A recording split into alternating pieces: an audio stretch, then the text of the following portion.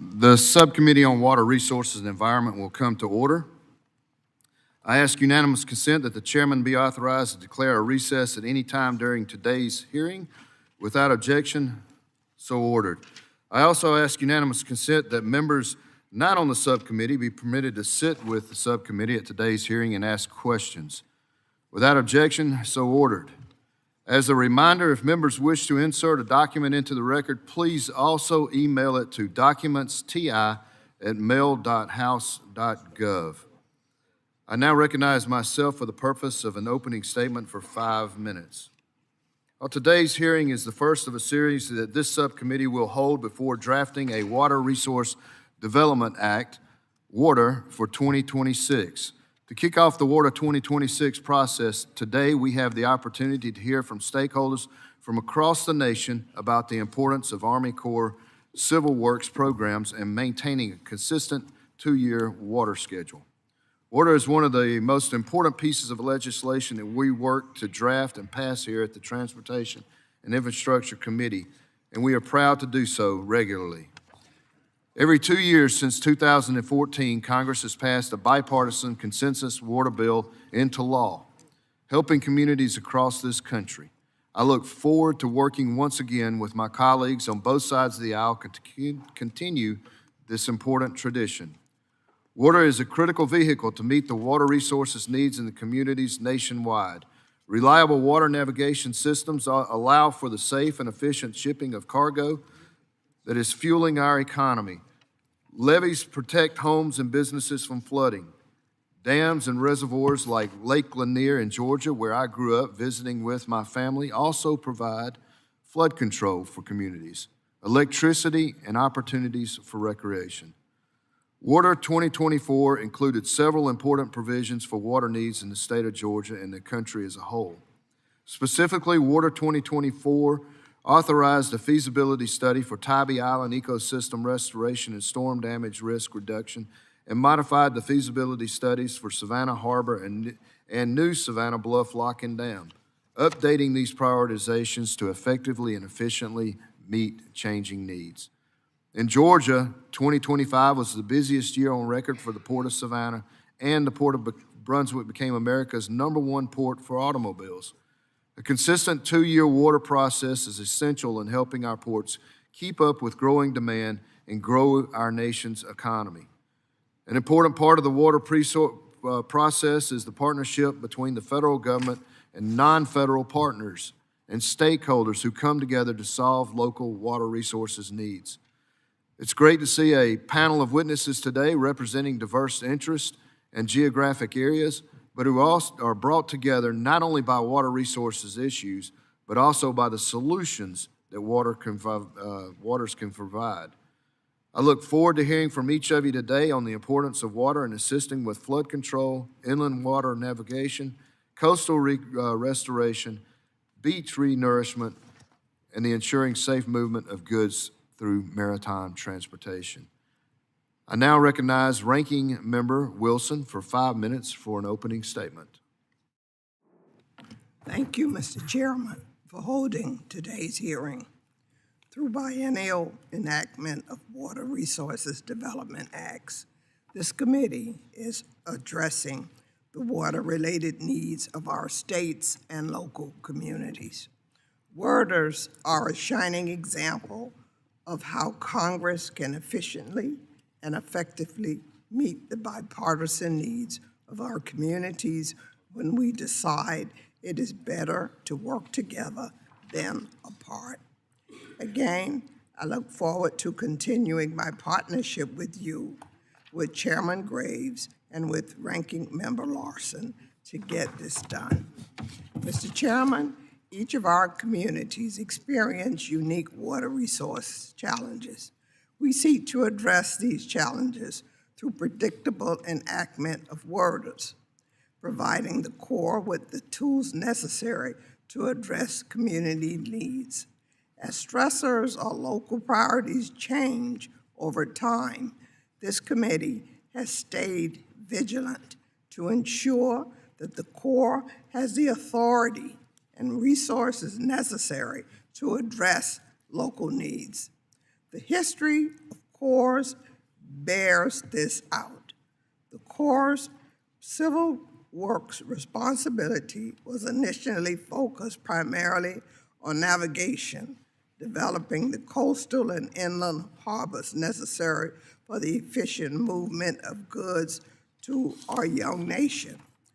That responsibility was later expanded to incorporate large-scale flood control, in part due to widespread flooding along the Mississippi River that devastated communities and livelihoods. More recently, as more communities realized the economic, environmental, and public health benefits from restoring their environment, Congress expanded the Corps' responsibility to include watershed and ecosystem restoration, the benefits that can be seen in the Florida Everglades, coastal Louisiana, and in the Great Lakes. In fact, just last week, we celebrated the 25th anniversary of enactment of the Comprehensive Everglades Restoration Plan through WRDA 2000. This decade-long partnership between the Corps, the state, and other non-federal partners show how large-scale environmental restoration projects can have a tangible, dramatic, and lasting benefit to our communities, our economies, our human and environmental health, and our quality of life. Lastly, in WRDA 2024, the Congress gave the Corps new direction to work with communities to support local efforts to enhance water supply, water conservation, and drought resiliency needs. Mr. Chairman, as we develop a new WRDA bill of 2026, we need to build on the successes of the last few WRDA bills and the enhanced direction for the Corps to partner with communities of all types, large and small, urban, rural, and tribal, economically well-off, and communities that struggle to make ends meet to address their local water resources challenges. It is my hope that WRDA 2026 will continue to ensure that the next generation of flood control, navigation, environmental restoration, and water supply and conservation projects that studies are authorized and allowed to proceed. We must continue to promote community resilience to the challenges faced by extreme weather events and changes to climate conditions on the ground, whether there's too much water, including coastal and inland flooding events, or too little water, such as areas facing increased frequencies of drought conditions. And we must ensure that all communities are given the opportunity to work with the Corps to resolve their water resources challenges. Finally, Mr. Chairman, we have started to hear concerns from members on both sides of the aisle that recent changes in the communication policies of the Corps have led to delays and denials of sharing even the most basic information about Corps projects in members' districts. As the chairman knows, seamless communication between the Corps and members' offices is essential for successful development and implementation of WRDA laws and projects. I hope that these bureaucratic holdups can be quickly dispensed with lest they cause challenges in this committee completing its critical work to develop a new WRDA. I look forward to working with you on this proposal and on our continued partnership to develop another successful WRDA this Congress. So let's get to work, and I yield back. I now recognize the ranking member of the full committee, Mr. Larson, for 5 minutes for an opening statement. Thank you, Mr. Chair. In the interest of time, we're voting around 10:30. I'm going to ask for unanimous consent to put my full statement in the record. But I do want to reiterate a point that the ranking member made. I too have heard concerns from both sides of the aisle about changes in the communication policies of the Corps that are actually driven out of the Department of Defense. And it seems that this is a ridiculous policy. It's a short-sighted policy. My district this past weekend has been the victim of major flooding where the Corps is on the ground working side by side with the local emergency operations center folks. My staff is on the ground working side by side with the emergency operations center folks in order to bird dog problems, and those include problems with the Corps. Are the Corps of Engineers folks supposed to run scurrying away like rats when my staff approaches them in a room to ask for help in order to get culverts cleared out, in order to get dikes inspected, in order to get levees inspected? We have to go ask the Secretary of Defense, Pete Hegseth, for permission to save lives in my district. This is a practical impact of a ridiculous, short-sighted policy that is being applied to the Corps of Engineers. How the rest of the DoD wants to handle it is up to them, but we're in flood season where I'm from, and we can't have delays waiting for the DoD to sign off on my staff talking to the local Corps of Engineers folks about the problems we're facing. I wanted to be sure to get that across.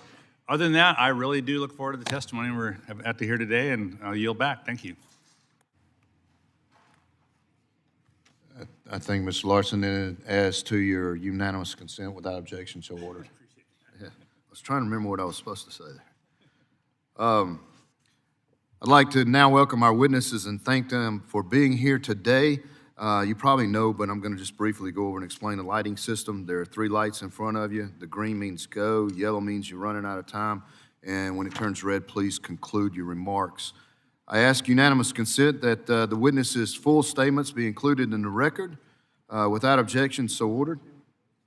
I ask unanimous consent that the record of today's hearing remain open until such time as our witnesses have provided answers to any questions that may be submitted to them in writing. Without objection, so ordered. I also ask unanimous consent that the record remain open for 15 days for any additional comments and information submitted by members or witnesses to be included in the record of today's hearing. Without objection, so ordered. You want me to go ahead and do that one? I also ask unanimous consent to enter into the record a letter from the American Coastal Coalition dated December the 15th, 2025, a letter from the American Association of Port Authorities dated December 15th, 2025, and a letter from the New York City Economic Development Corporation dated December 16th, 2025. Without objection, so ordered. As your written testimony has been made part of the record, the subcommittee asks that you limit your oral remarks to 5 minutes. With that, Ms. Ufner, you are recognized for 5 minutes for your testimony. Chairman Collins, Ranking Member Larson, Ranking Member Wilson, and members of the subcommittee. Thank you for the opportunity to testify today on priorities for Water Resources Development Act of 2026. My name is Julie Ufner, National Waterways Conference, and I am President and CEO. NWC is the only national organization that represents under one umbrella all U.S. Army Corps of Engineers civil works business lines from navigation, flood control, water supply, hydropower, ecosystem restoration, and recreation before Congress and the administration. Many of our members work directly with the Corps across the entire civil works arena. And many of our members are non-federal sponsors of U.S. Army Corps of Engineers studies and projects. They are states, local, tribal governments, as well as special purpose public districts like ports, flood control, levee districts, water agencies. These sponsors share project costs and often assume long-term operation and maintenance responsibilities after the project is completed. At its core, WRDA exists because there are many water resource challenges that are too complex and too costly for local communities to handle. WRDA relies on a partnership of the Congress, Corps, and non-federal sponsors.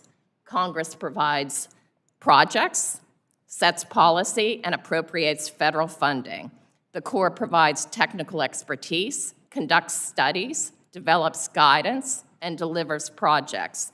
And non-federal sponsors bring local funding, knowledge, and long-term responsibility. WRDA works best when all three are aligned.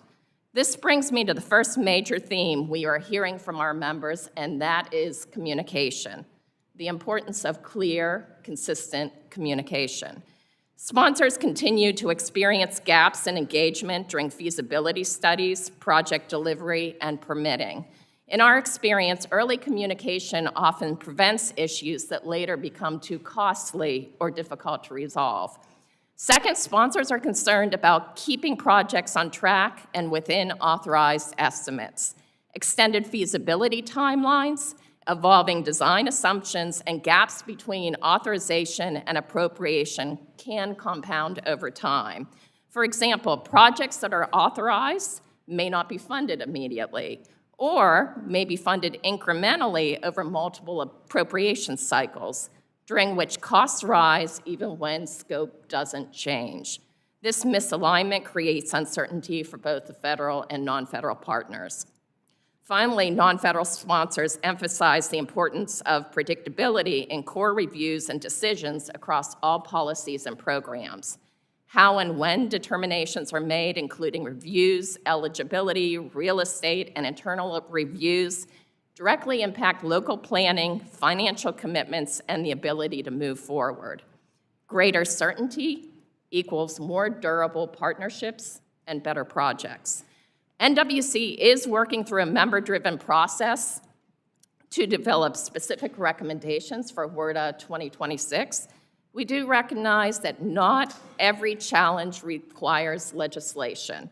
Some issues may be more appropriately addressed through implementation, guidance, or congressional oversight. In closing, I want to emphasize how important it is to our local communities that WRDA stay on a biannual basis. Predictability matters. When the project is consistent, communities benefit, partners can plan with confidence, and projects are better positioned to move from one WRDA cycle to another. Quite simply, WRDA is a partnership that works, and it benefits us all. Thank you so much for the opportunity to testify, and I'm happy to take any questions. Thank you, Mr. Camillo. You are now recognized for 5 minutes for your testimony. Mr. Chairman, Ranking Member Larson, Ranking Member Wilson, members of the subcommittee, thank you for the opportunity to be here today to participate in this time-honored tradition of public participation in the legislative process. I am Charles Camillo, Executive Vice President of the Midwest Flood Control Association. Our mission is to be a leading advocate to shape policy and secure investments that protect people and safeguard communities from destructive floods. We are at a pivotal moment on the Upper Mississippi River. With the implementation of navigation and ecosystem improvements authorized through NESP and UMRR, our region now has two of the three necessary components to implement a holistic approach on the Upper Mississippi River. All that remains is the third leg of that stool, systematic flood control. The Great Flood of 1993 devastated the Midwest. The flood caused anywhere from $15 billion to $20 billion in economic damages. It is important to note, though, as we gather here today, that the existing flood control infrastructure in place at that time that was authorized and funded by Congress, designed and implemented by the U.S. Army Corps of Engineers, and maintained and nurtured by the local levee districts, prevented an additional $19 billion in economic damages.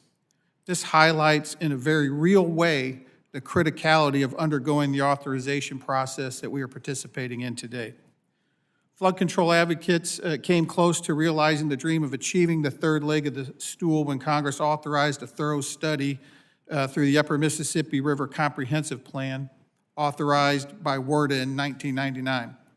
But the stakeholders across the region could not really agree on a plan, and we failed to reach the necessary benefit to cost justification thresholds through the study. So here we are today, 32 years after the devastation caused by the Great Flood of 1993, and our risk remains unchanged. To this end, the long-term objective of the Midwest Flood Control Association is to build lasting relationships to find a long-term, comprehensive solution to the flood problems on the upper Mississippi and Missouri rivers that we can all agree upon. We applaud recent legislation advanced through this committee. WRDA 22 authorized the Upper Miss Flow Frequency Study, while WRDA 24 authorized the Upper Mississippi River System Flood Risk and Resiliency Study. We see those studies as the potential first steps to achieving the long-sought vision for systematic flood protection. We pledge our commitment to being a good partner to find an acceptable long-term solution. But in the meantime, our immediate near-term objective is to help our levee and drainage districts, there are 74 of them, to preserve and maintain their current level of protection and accreditation. We have some reservations with the flow frequency study and its potential impact on current levels of protection and accreditation. We maintain the position that flow frequency studies should not be done in a vacuum. We understand and appreciate that the Corps of Engineers needs the flow frequency data to understand what is happening on the river, but we want the Corps of Engineers to also use that data to develop actionable solutions to offset changes to flood profiles. Releasing new profiles without actionable solutions will impact levee accreditation and cause significant increases in flood insurance rates and significant decreases in property values. The Midwest Flood Control Association strongly supports the passage of a WRDA bill in 2026. Our immediate priorities for such a bill are included in our formal written statement submitted for the record. The Midwest Flood Control is very optimistic about the future. We like what we are hearing from our engagements with the Office of the Assistant Secretary of the Army for Civil Works. We also applaud the leadership at the headquarters, U.S. Army Corps of Engineers. They asked stakeholders to challenge them on policy and legislation and to give them realistic proposals with specifics, something the Corps of Engineers can sink their teeth into. We feel the priorities we set forth above do just that. We also thank the divisions and districts for their willingness to meet and exchange ideas. At the end of the day, they will be the ones who will need to deliver for us.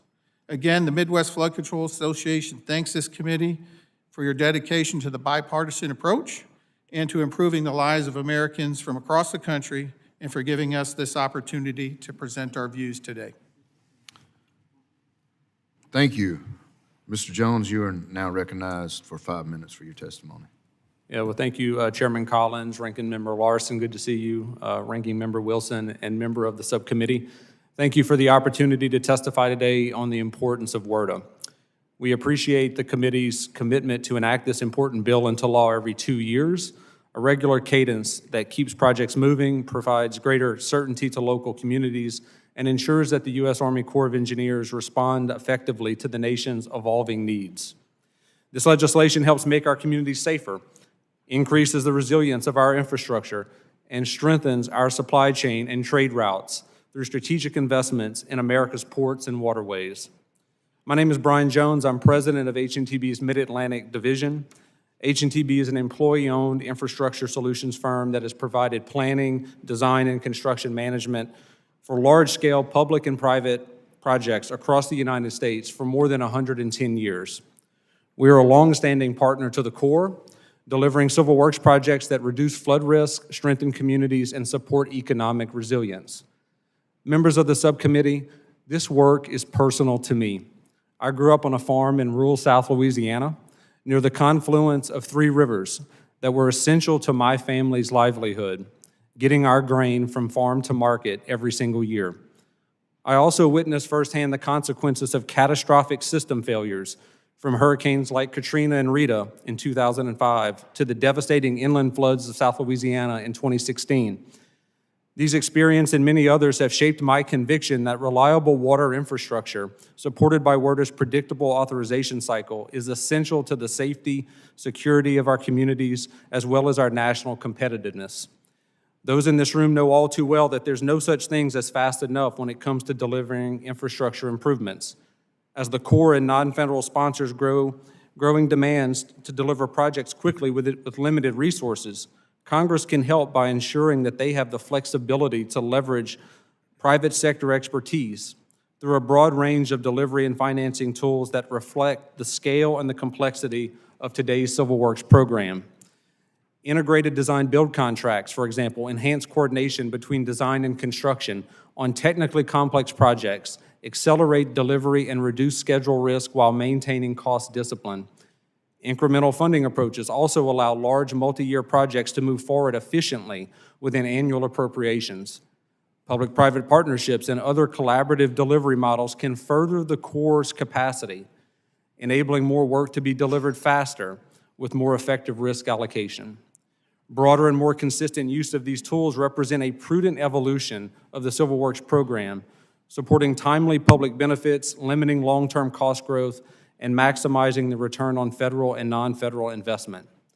HNTB is proud to support the Corps' work by delivering on time and on budget for projects nationwide. With tremendous thanks to this committee and Chairman Sam Graves for their work in authorizing the project, one example of this work is with the Kansas City District of the Corps to design levee, flood wall, and railroad closures, reducing flood risk to the community and protecting more than $10 billion in infrastructure. Another highlight of our work is in New Orleans, which is a vital gateway, as you well know, for U.S. commerce, requiring flood risk reduction systems and navigation projects to support one of the world's busiest ports and waterways. HNTB planned and designed projects such as the West Closure Complex Pump Station, the Seabrook Gate Complex, and the Morganza to the Gulf flood walls, which strengthen storm surge defense while safeguarding key shipping routes. As we look ahead in closing to WRDA 26, I ask that the subcommittee, 1, continue to support streamlined permitting reforms that enable efficient Corps delivery. 2, ensure adequate feasibility phase funding to allow timely and technically sound outcomes for complex projects. 3, to continue and expand authorities that promote concurrent reviews, programmatic approaches, and pilot innovation. 4, to allocate resources to advance innovative funding and financing tools, including public-private partnerships, to optimize project delivery. It has been an honor, Mr. Chairman, to speak with you today and the committee about WRDA's role in shaping our communities and supporting economic growth. And at that proper time, I welcome any questions that you may have. Thank you, sir. Thank you, Mr. Jones. I now recognize Mr. Garcia to introduce our next witness. Thank you, Mr. Chairman. I thank you for the opportunity to wave on to the subcommittee today. I know that votes were just called, but I'm grateful that we get to have our final witness today. I want to introduce Dr. Noel Hacegaba. Noel, thanks for being here. And first, let me start by personally congratulating you. Dr. Hacegaba is our new CEO at the Port of Long Beach and comes well prepared to do that job, and we just want to congratulate you and excited to work with you, as we have for many years. The port and the city are very lucky to have your leadership. We know that you're going to continue to do great work at our port. Had the privilege of working Noel when I was mayor of Long Beach for 8 years, and Noel and I actually had a chance to work together in City Hall even prior to that work. You've been an incredible advocate for ports and for trade. He's been a driving force in our port for some of the most impactful projects, including a number of terminal projects planned and underway that will grow the ability to move cargo across the country and, of course, around the world. Noel also directed the port's response to the global supply chain disruptions during the pandemic, and he helped establish the Supply Chain Information Highway, a digital platform to improve efficiency and data sharing across our national freight network. Couldn't be more grateful to have him here today. And with that, Mr. Chairman, thanks again for waving on, and I'd like to yield back. Dr. Hacegaba, you are now recognized for 5 minutes. Thank you, Congressman Garcia, for your very generous introduction, for your longstanding support for a strong American port system. Good morning, Chairman Graves, Chairman Collins, Ranking Member Larson, Ranking Member Wilson, and members of the committee. It is an honor and a privilege to testify before this distinguished subcommittee today. My name is Noel Hacegaba. As Representative Garcia said, I currently serve as Chief Operating Officer, but on January 1st, I have the great pleasure of assuming the role of Chief Executive Officer at the Port of Long Beach. Together with the men and women of the International Longshore and Warehouse Union and our marine terminal operators and supply chain partners, the Port of Long Beach moves more than $300 billion in cargo annually through every congressional district, supporting 2.7 million jobs across America. In the first quarter of 2025, we moved the most containers of any U.S. port. Though we are a California port, we've moved billions of dollars worth of cargo through many of your home states, including Georgia, Missouri, Washington, and Florida. We export soybeans from the Midwest, hay from Arizona, cotton from Texas, almonds from California, and pork and beef from Texas, Colorado, Kansas, and the Midwest. Additionally, the Port of Long Beach is one of 18 federally designated commercial strategic seaports, which means our infrastructure directly supports national security needs in time of crisis. I'm here today to present priorities not just on behalf of the Port of Long Beach, but in partnership with the broader port community, including the California Association of Port Authorities, who just elected me as their president, as well as the American Association of Port Authorities and the Coalition for America's Gateways and Trade Corridors. The policies this committee advances through the Water Resources Development Act are essential for our economy and national security. Thank you for working to deliver a bipartisan bill every 2 years. The first priority I will outline for WARDA 2026 is a need for reauthorizing our Deep Draft Navigation Project.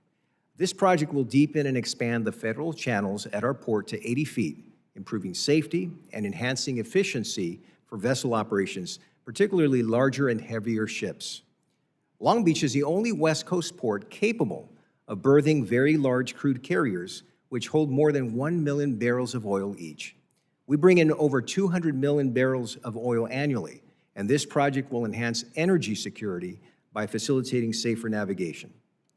Now, thanks to WARDA 2022, the project has an authorized chief's report and received full pre-construction engineering design funding from the Bipartisan Infrastructure Law.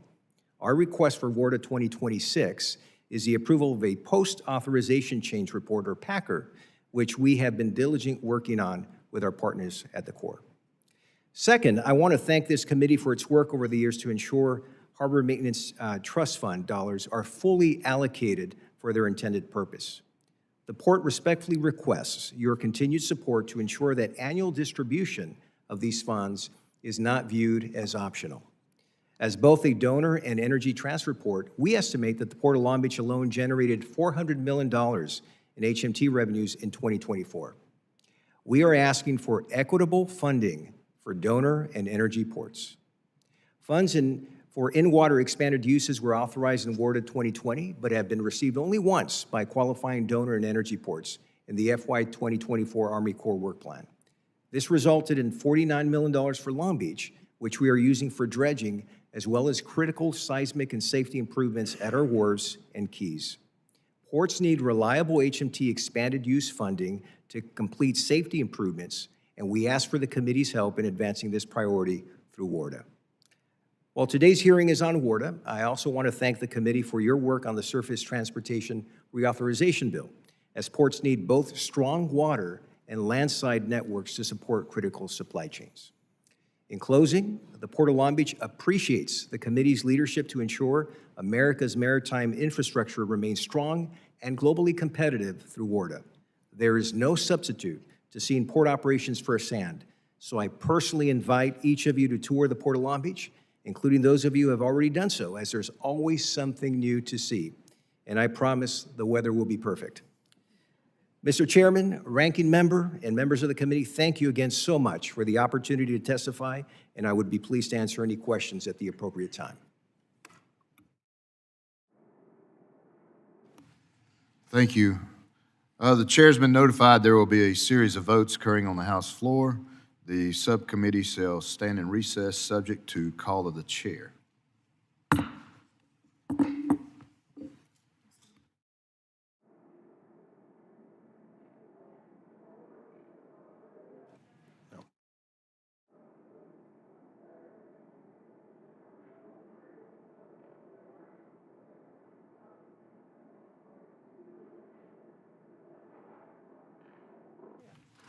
I'm sorry, if I didn't, Ms. Wilson wants me to clarify myself. The chair has been notified there will be a series of votes occurring on the House floor.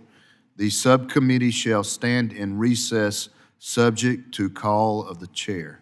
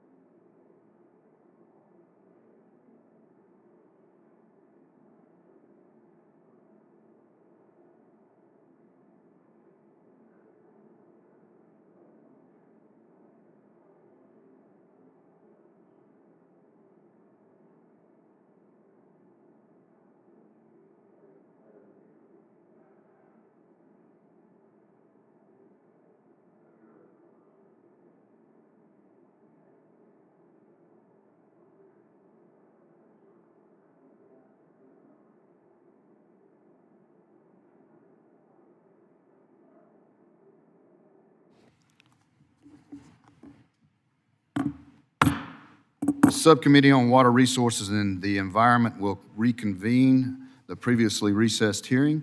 I now yield myself 5 minutes for questioning.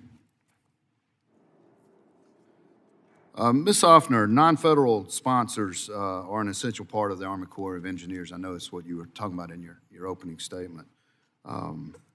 In your experience, how has the Corps worked effectively with these non-federal sponsors just to carry out our civil works projects? Thank you for the question, Congressman. Non-federal sponsors are an integral part of getting projects on the ground. They actually work with the Corps to identify water resource challenges on the ground.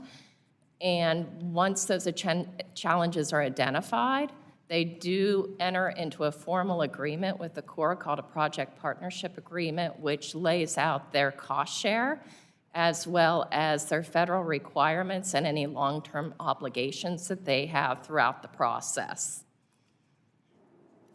And I just want to note here that the non-federal sponsors, their funding comes from public entities. So they do share a responsibility to the taxpayer, as does the federal government when designing these projects. Thank you. Are there ways that the Corps can improve its budgeting process, you know, maybe with multi-year budgets? Thank you for the question. So the question is, can the Corps improve their processes, correct? Whether it be multi-year or, and there are many different ways that you can look at this. Primarily, we're going to say communications, that if there's the ability of it works best among all stages of government if we can communicate, and this is even before policies are proposed, studies, projects, and there needs to be touch points throughout the process to really do a discussion about what is working, what is not working, what is feasible, and what we can do moving forward. Yeah. And I know that was number one on your list when you were doing your opening statement, but can you expand on that just a tad bit more on the communication? What, the communication? Yeah. Yes, ma'am, on being more clear. There are a couple of things that we did flag in the back on the communication. My earlier answer focused on primarily rules and regulations, but we do flag within the testimony concerns with the Department of War memo on engagement with congressional staff, especially during the WRDA process. Taking a step back, we realize as a non-federal sponsor how important Congress and the Corps is through this process, because the Corps can provide technical assistance to both our non-federal members as well as Congress. And so it's really important that we have that engagement. Okay, all right, thank you, thank you. Dr. Hacegaba, I got it, didn't I? Hacegaba. Hacegaba, or Dr. Noel.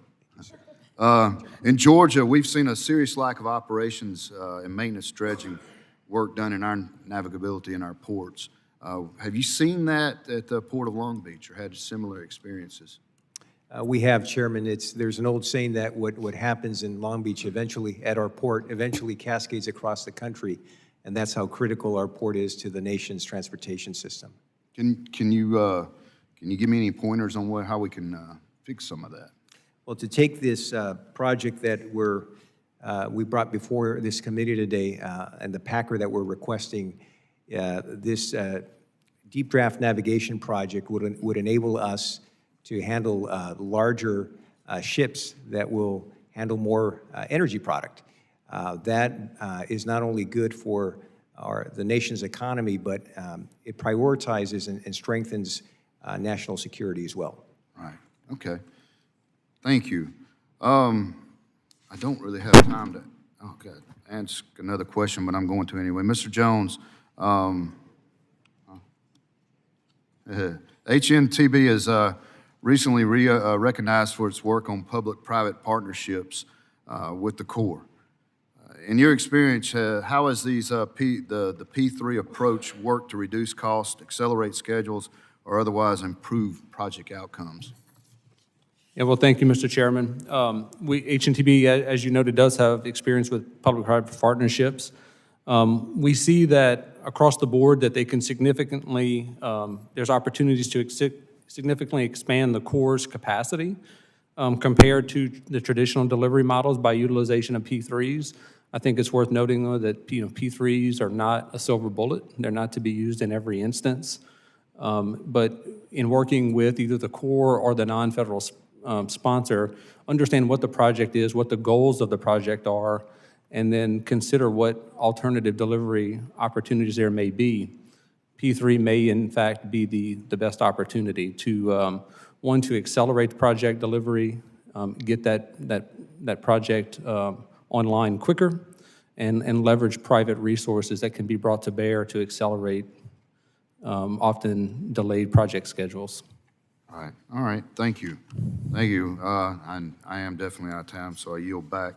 Chair now recognizes the ranking member, Ms. Wilson, for 5 minutes. Thank you. Thank you, Mr. Chair. Dr. Hacegaba, as chair of the Florida Ports Caucus, I understand your port's goal of remaining competitive in the global market. In your testimony, you discussed your request for a post-authorization change report in WRDA 2026. Can you discuss what Congress should do to keep the PACR process predictable and timely? Ranking Member, thank you for your question. It's a great question because the reason why we're championing this Packer within the WRDA 2026 is because a project of this type supports the nation's priorities for national security, as well as supports the national economy. And when you look at the Packer, what we're doing is trying to right-size the funding necessary to deliver this project at a time when costs have escalated for a variety of different reasons. And as this subcommittee is well aware, over time, most projects that are under the discretion of Army Corps have also experienced escalation in costs. And what we're trying to do is right-size the funding necessary to deliver this project in order to get this project of national significance up and running to support national security as well as the nation's economy. Okay, thank you. Ms. Ufner, it has come to my attention that many of my colleagues are having difficulty getting information from the Corps as they are forced to wait for the Pentagon to clear the sharing of information. Can you discuss how this change in information sharing has the ability to hinder project development and delivery?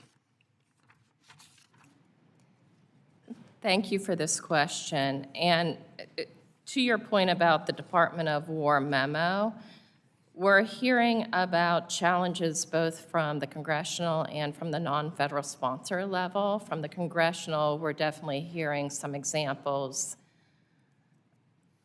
of getting the communication that they need to get from the Corps. And one of the things we keep on stressing is that WRDA is essentially a three-legged stool or a triangle that if one partner is unable to provide information, it makes it unsteady. From a non-federal sponsor angle, we have heard examples of non-federal sponsors asking the Corps for needs assessments and other information that they've been unable to obtain due to uncertainty surrounding how the Corps can interface with entities outside the Corps with this memo.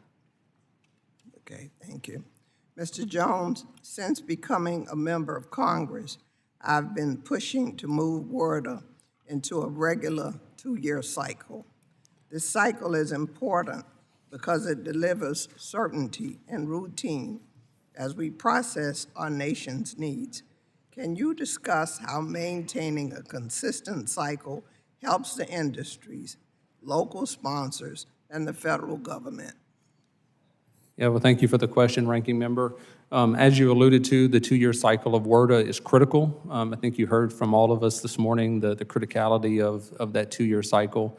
What it does, Congresswoman, is it provides predictability to the Corps of Engineers as well as the non-federal partners who are out on the ground trying to deliver projects. There is some assurity that with the two-year cycle that the folks on the ground know what to expect, know how to plan, understand the funding that lies ahead for their projects, where there might be funding gaps that they can look to fill.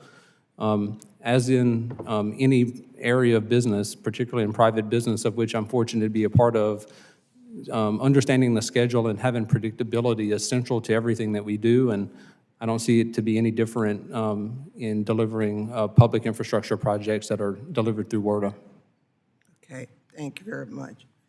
I ask unanimous consent that statements from the following organizations be made a part of today's hearing record: the American Public Works Association, the American Society of Civil Engineers, the National Stone, Sand, and Gravel Association, the National Wildlife Federation, and the Port of Tampa Bay. I yield back. Without objection, so ordered. The chair now recognizes Mr. Crawford for 5 minutes. Thank you, Mr. Chairman. Mr. Camillo, you probably know this better than anybody in the room, but just for the purposes of a refresher, I'm going to ask that you indulge me on this. The Water Resources Development Act 2007 established a National Committee on Levee Safety to make recommendations to Congress on a federal levee safety program. Although the committee submitted its recommendations in 2009, it's remained dormant since. In 22, the Corps and FEMA signaled plans to reestablish the committee with a scope that appeared to exceed congressional authority and limit independent recommendations, raising concerns among levee owners.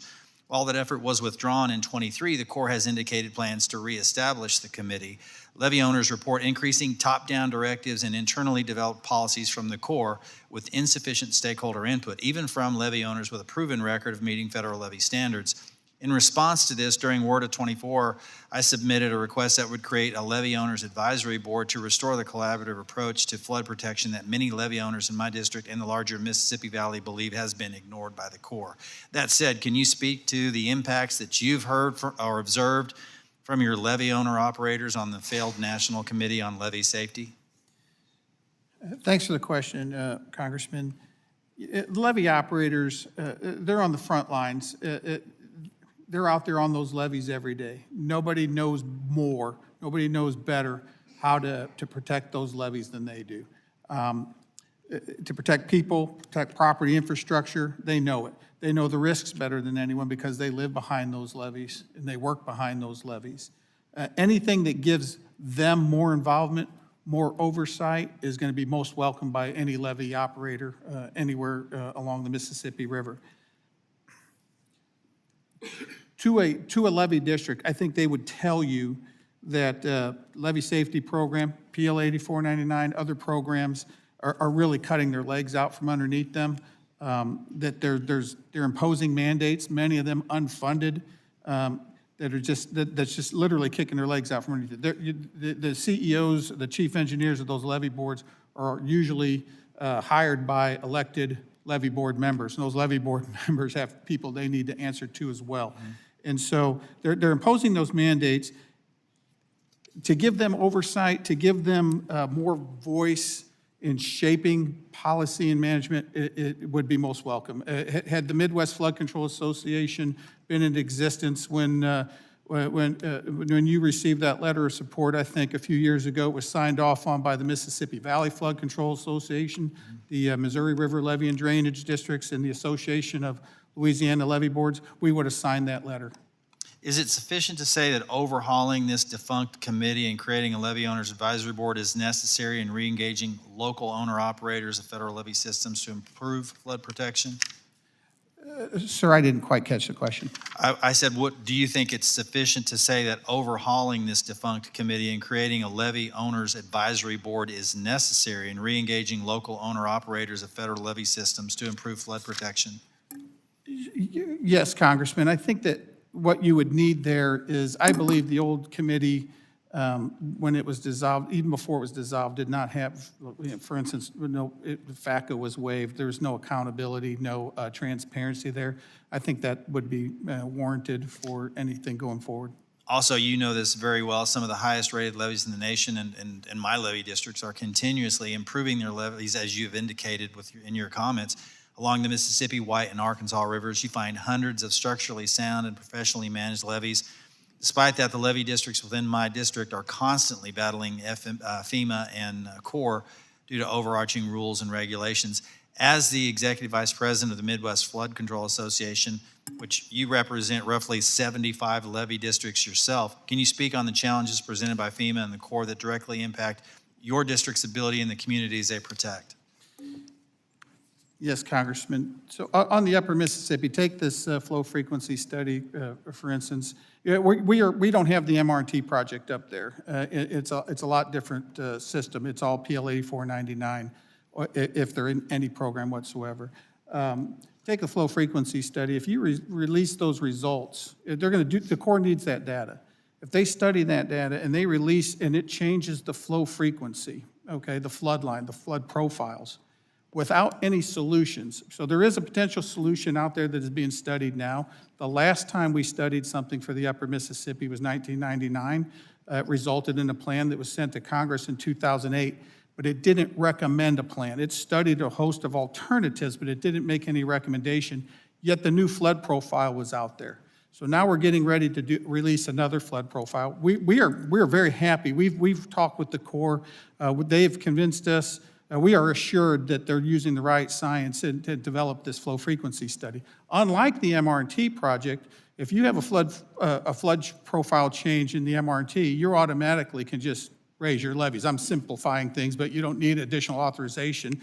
You just have to wait in line for more appropriations. That's not the case on the Upper Mississippi. There is a tool, and that's called Section 408 permissions, but the way Section 408 permissions are being interpreted on the Upper Mississippi River right now leaves very little room for levee raises. Gotcha. They'll widen your levees. They'll do it for relief wells, things of that sort. But going higher, they're putting so much high contingencies on that it's really unachievable for your local levee districts. Gotcha. I've got to cut you off there, Mr. Camillo. I'm sorry, but I've exceeded my time by a minute, so I will yield.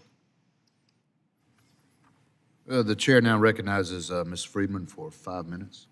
Thank you, Mr. Chair, and I want to thank the witnesses for coming here and joining us today.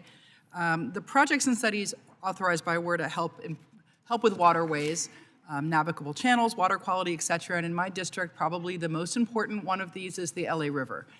We have been working for years to upgrade that infrastructure to prevent flooding, which people don't remember was a huge problem in Los Angeles and sometimes still is, and we have a huge rain event coming just this week.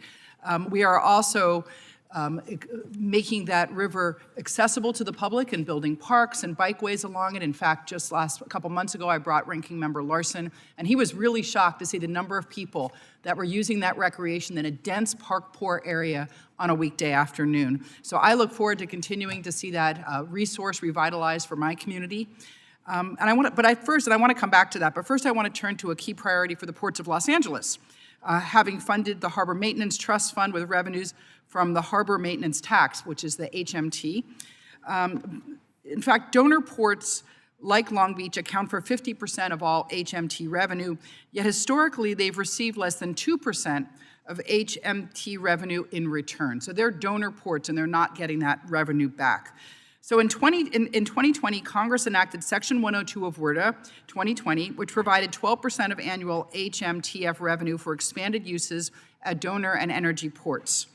Mr. Hacegaba, even though this funding was authorized in 2020, as you know, it took 4 years for the Port of Long Beach to receive a payment of $49 million. Can you elaborate on how the port is using that funding? And also whether, what you will be using that kind of funding for in the future, briefly, if you can do it. Thank you for your question, Congresswoman. It's important to distinguish between the donor and energy port funding allocated through WRDA 2014, which is continuing to be allocated, and the additional funding through that, what you referenced, Section 102 for in-water expanded uses, that was authorized in WRDA 2020. So what that means for us, the nation's second busiest port, a massive economic engine that generates nearly 3 million jobs and moves cargo through every congressional district. What that meant for us is, in contrast, Section 102 funding, which was not included in the FY25 core work plan, is about $380 million nationwide. For Long Beach, that is a difference of $5.7 million without Section 102 versus $49 million that we received the year prior. So you're talking about nearly a 90% drop in funding that is critical to keep this project that is important for the national security and the national transportation system to be delivered. Sure, and we all saw during COVID that the ports are so essential in terms of supply chain. We saw boats not being able to get in and out, and what that meant for consumers, what that meant for prices. So I look forward to engaging with my colleagues to make sure that the funds are allocated as congressionally directed. I want to go back now to the LA River, and I'm going to direct my questions to Ms. Ufner. I wanted to talk about and it was brought up before, the deeply concerning directive that was issued on October 15th by the Department of Defense. They like to call it the Department of War because I guess they don't believe in defense or peace. But this directive requires the Corps districts to obtain approval from the Office of the Assistant Secretary of War of Legislative Affairs before engagement with federal or state elected officials or their staff. Now, we have ongoing communication with the Corps all the time about issues on the LA River, for approval of new bridges that have been funded, for flood improvements so that we keep our communities safe. We have had several conversations with the Corps' LA district over the course of this year to get critical updates on ongoing projects like the restoration project, but now they can't talk to us. They literally, under this directive, can't talk to a member of Congress before getting sign-off from the Secretary of War, which makes no sense to me at all.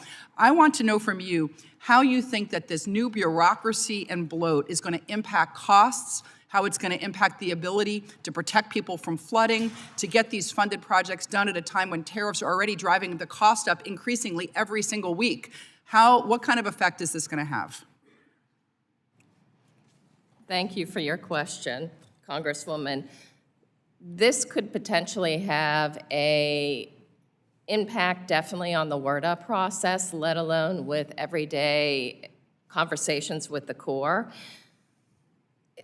The challenge is, if you have all three partners work together on WRDA, making sure communities are safe with water, that communication is key at the end of the day, because you have to communicate what is working, what is not working.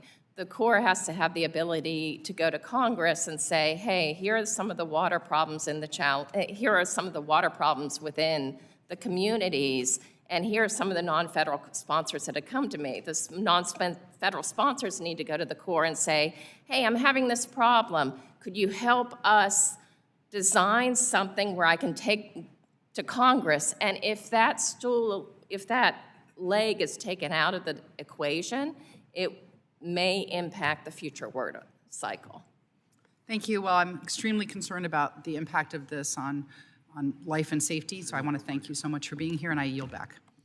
The chair now recognizes Mr. Babin for 5 minutes. Thank you so much, Mr. Chairman. Good morning, everyone, and I just want to thank all of our illustrious witnesses for being here today.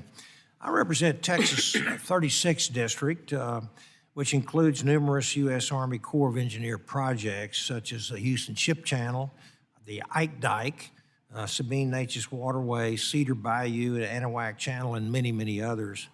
Ms. Ufner, if I could ask you the first question, as President and CEO of the National Waterways Conference, you represent non-federal sponsors across the country who partner with the Corps and often shoulder a significant local cost for projects. Many Texas communities are frustrated by the long delays, rising costs, inconsistent Corps requirements, even after Congress has already acted. What specific reforms should Congress prioritize in WRDA 2026 to speed up project delivery, control cost growth, ensure non-federal sponsors, especially in states like Texas, are not bearing unnecessary burdens once a project is authorized? Thank you for your question. There are existing provisions in previous WRDA bills that address ability of non-federal sponsors to take on some responsibilities, like Section 203 for the studies, 204 for the construction, 1043.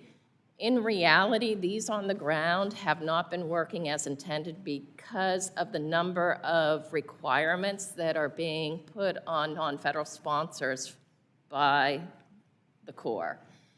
Many districts, the challenge seems to be that there are maybe multiple cooks in the kitchen.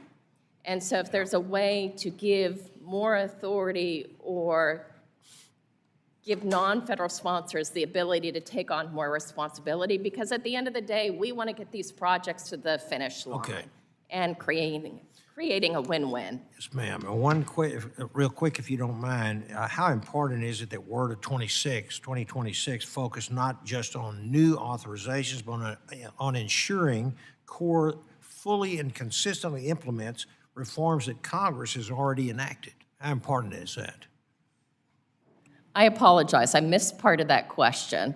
Okay, how important is that WRDA 2026 focus not just on new authorizations, but on ensuring that the Corps fully and consistently implements what the Congress has already enacted? That's a great question. To your point, the ASA's office is currently going through implementation for WRDA 2024. There are a number of provisions yet to be implemented. There are some provisions that won't need legislation, that simply need guidance or implementation, but there are definitely some that may need congressional oversight, that you may want to look at how certain provisions within WRDA are working, where are the pain points, and why those pain points exist. Thank you. And Mr. Jones, you've worked closely with the Corps on major flood protection, navigation, and port projects, and you've seen firsthand how delays and uncertainty affect local communities and private investment. From an industry and delivery standpoint, what changes to WRDA policy or Army Corps practices would most improve certainty, accelerate timelines, and reduce the risk of cost escalation for critical infrastructure projects? Yeah, well, thank you, Congressman, for that question. As you were alluding to, and Julie was as well, the study requirements, Congressman, are oftentimes too rigid. The study requirements can be protracted over many years, in some cases decades. So working as best we can to reduce that timeline and to reduce the study period and ultimately get these projects into implementation is critical. Again, working with the Corps of Engineers to understand which agency is best suited to lead the project. In all instances, perhaps it's not the Corps of Engineers, perhaps it is a non-federal sponsor. And giving those and ensuring that those agencies and non-federal participants have the tools and the resources and the latitude by which to ultimately achieve the project goal. Quite simply, not to overthink the project and to overstudy the project, but to understand what is the intent of the project, what are we trying to do to best serve our communities, and ultimately find the quickest solution. Sometimes it may involve the private sector, either through private funding, through an innovative financing mechanism, or just alternative delivery applications. And again, just simply, Congressman, thinking outside the box and ultimately trying to achieve what the project is ultimately trying to achieve. Thank you, Mr. Jones. I have a couple more questions, but I'll have to submit those. And thank you, other witnesses as well. Yield back. Thank you. The chair now recognizes Ms. Skolton for 5 minutes. Thank you, Chair Collins, Ranking Member Wilson, and welcome to our guests, our witnesses today. Thank you for your thoughtful preparation and helping us get a better handle on what we hope will be a very productive WRDA reauthorization process. I come from Michigan's 3rd congressional district, proud to represent the good people of West Michigan in Congress, where water is a way of life. This is so critical. I'm eager for our committee's work on what will hopefully be a 7th consecutive bipartisan Water Resources Development Act to ensure Congress is helping communities navigate local water resource challenges, boost regional economies, create jobs, and protect our natural environment. This process is inherently a collaborative effort between Congress, the Corps, and local stakeholders. I think we all can agree that it works best when we are in communication with one another instead of having a single top-down approach from Washington that does not take local stakeholders into consideration. However, a new Trump administration process requires approval from so-called Department of War, the Department of Defense, before local Corps districts share regional priorities for upcoming WRDA. While I'm hopeful this routine exchange of information will eventually be greenlit by the Department of War, I'm concerned that this policy will get in the way of a robust and thoughtful WRDA 2026. Dr. Hacegaba, can you speak to how critical it is that there's congressional coordination between Congress and the Corps district offices and local stakeholders like yourself, how critical that is for a thoughtful WRDA process? Thank you for your question, Congresswoman. There's an old saying, teamwork makes the dream work. Absolutely. And when it comes to the important work before this subcommittee, it really takes next level coordination and collaboration to get things done. Case in point, the project that we're advocating here for on behalf of the Port of Long Beach. This is something that we've been talking to the Army Corps for years now. Having their partnership, having their engagement and involvement throughout every phase of the project has brought this project to it is now. And what we're advocating for today is in WRDA 2026 to authorize the PACR, which will help us to deliver this as quickly as possible. Thank you. Thank you. Mr. Jones, it seemed like you maybe wanted to say something. Invite your comment as well.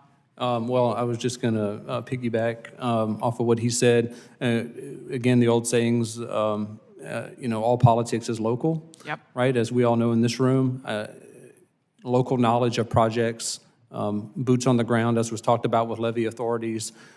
I had the opportunity to grow up with individuals who were farmers and served on levee boards. They knew the levee systems and the flood control systems better than anyone. Absolutely. I would just encourage, again, as we've talked about this morning, increased communication that's driven from boots on the ground all the way up to state oversight as well as federal oversight. Absolutely. I know our office is going above and beyond, being proactive, doing a lot of outreach to our local stakeholders on this issue. We invite feedback throughout this process. We got to get this right. There's a lot at stake. I am so proud, as I mentioned, to represent so much of the Great Lakes Water Basin, miles of Lake Michigan shoreline, as well as a small workhorse harbor in Grand Haven. This harbor supports over 450 jobs and generates $88 million annually in regional economic impact. Earlier this year, Grand Haven's inner harbor was threatened by a potential delay in dredging, something that we know is threatening a lot of our waterways. A delayed dredging cycle could have increased shipping costs by upwards of 30% at a time of already crippling inflation. And disrupted supply chains could have resulted in an estimated $3 to $5 million in additional costs that would have been passed down to hardworking families in West Michigan and across the country. While I was able to work alongside the Corps as well as state and local leaders, again, those local politics, teamwork making the dream work, to ensure the project proceeded on schedule, this story emphasizes how critical the Corps' work truly is and the good deal of work that members of Congress have to do to ensure that these projects continue to move forward. That's why it's so concerning to me that the Trump administration has proposed over $2 billion in funding cuts to the Corps. The president's budget also requests a 15% reduction to Corps construction and a staggering 58% slash to operations and maintenance activities. We simply can't afford not to keep these dredging cycles on schedule. Ms. Unford, can you touch on the importance of reliable, robust funding to ensure that ports like mine back home in Grand Haven and those throughout the nation can remain operational and best support local economies to keep our supply chains moving? We do support robust funding for these purposes. Thank you. Thank you. Agree that it is essential to make sure that we keep the funding levels where they are. Fantastic. I'm seeing a nod. I'll take that as an affirmative yes. One thing that I am incredibly passionate about is permitting reform. I apologize. I got so excited, Mr. Collins. Good. I'll yield back. I'll Thank you, submit my ma'am. question for the record. There you go. Got me talking about The chair water now and dredging. recognizes Mr. Bost for 5 minutes. Thank you, Mr. Chair. Mr. Camillo, I'm going to say these things, but I don't have to tell you this. I think you know my district just as well as I do since you live there. My district in southern Illinois has 3 separate navigable waterways within it. Everything that's on the Mississippi, almost to St. Louis, everything on the Ohio, as long as it touches the state of Illinois, and then the Kaskaskia. With that being said, our levee systems are vitally important for protecting farmlands, homes, and communities. We all know how to stack sandbags. We all know how to fill sandbags. We know what the importance of our levee systems are and the concerns that we have.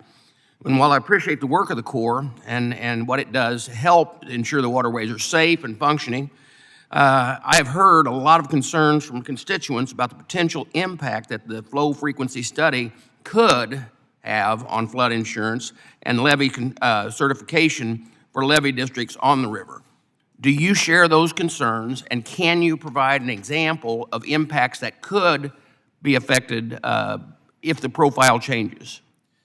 Yes, thanks, Congressman, for the question. So there's 2 different areas I would touch on. First is agriculture. A lot of our levee districts in your region especially are agricultural, and you're looking at around, on average about 15,000 acres per levee district. There's some that are 10, some that are 25, but around 15. And talking with the levee operators there, if they were to lose their 50-year flood accreditation or their flood status on the 50 years, if that drops below there, they're looking at anywhere from $1,000 to $2,000 per acre. So that's $15 to $30 million per acre at a time when the ag industry is kind of suffering the way it is. On the flip side of that, the urban areas, the Metro East, Southwestern Illinois Flood Prevention District, I think a sliver of that is in your district. That levee district protects 150,000 people in 25 different communities, parts of Interstate 55, parts of Interstate 64, parts of Interstate 70, all those refineries over there in Hartford and Roxana. It protects about $18 billion, 60,000 jobs and $18 billion in property values. If they were to lose their 500-year accreditation status, we're looking at a 20-30% drop in property values. That's $3.6 to $5.4 billion in a drop in property values. Well, additionally, can you kind of speak to the importance? We know, I know what the problems are, but as far as flood protection, levee districts, as it relates to navigation, like what we've had the problem with whenever the Lynn Small levee blew at they still call it the holiday flood, but it was no holiday for me. So. Yes, sir. I'm familiar with that issue as well. Look, navigation improvements and flood control. It's a symbiotic relationship. You can't have one without the other. The navigation, the improvements for navigation, the improvements for flood control, they work together in tandem like the wheels of a bicycle, making sure everything operates. So you have revetments and dikes. Those protect the levees from scour. You have the levees. Without the levees, that river would run bluff to bluff. And so the 2 work together to lock that channel into place to make it usable at high water and low water. Yeah. So the other question I've got here is, and concerns deal with the fact that a lot of we talked about the ag areas. When the levee systems were put up and the levee districts were created, property tax in the state of Illinois was what was used to try to keep and maintain the levees. Unfortunately, that works in a community like a municipality that can have the property tax level they need to repair those. Do you have any suggestions on what we would do in the future with my ag levies, because they're barely able to keep them up because of that? You're talking about individual agricultural levies? No, I'm talking about the levies that need to be improved in our levee districts that usually have ag land that pay the taxes. Yeah, if we don't have, if they're not, if we are unable, if they lose those property values and they are unable their property taxes go down, that's less money that they're gonna have to maintain and operate those levees themselves. Because they have a lot of, if there's a repair, there's a cost share that comes into it if there's a flood. But for the most part, they're maintaining this, operating this 365 on their own dollars. They will have less, that makes that levy less safe if they don't have the money to maintain and operate it properly. I appreciate that. My time about expired, and I'll yield back. The Thank chair you. now recognizes Ms. Poe for 5 minutes. Thank you, Mr. Chairman. First, let me just thank each and every one of our witnesses for your testimony. Let me also thank Chairman Collins and Ranking Member Wilson for holding this very important hearing today. My home state of New Jersey depends on waterways, ports, and flood protection to stay economically competitive. From the Passaic River to the Meadowlands, our communities are grappling with aging infrastructure, rising flood risk, and clogged navigation channels that threaten safety and economic growth. This is to say nothing of a critical decades-old flood mitigation projects that remain in limbo. Maintaining safe navigation in these waterways is no easy feat. It requires a functioning federal government to collaborate with state and local government to ensure that community needs are addressed. Last year, we saw the Port Authority of New York and New Jersey partner with the U.S. Army Corps of Engineers to make substantial improvements for the port's berth maintenance dredging, the berth's rehabilitation, and berth's reconstruction.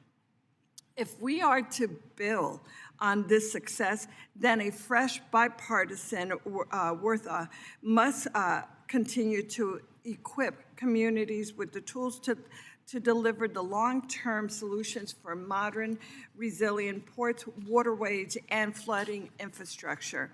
So I have two questions, and I hope to be able to get to them very quickly.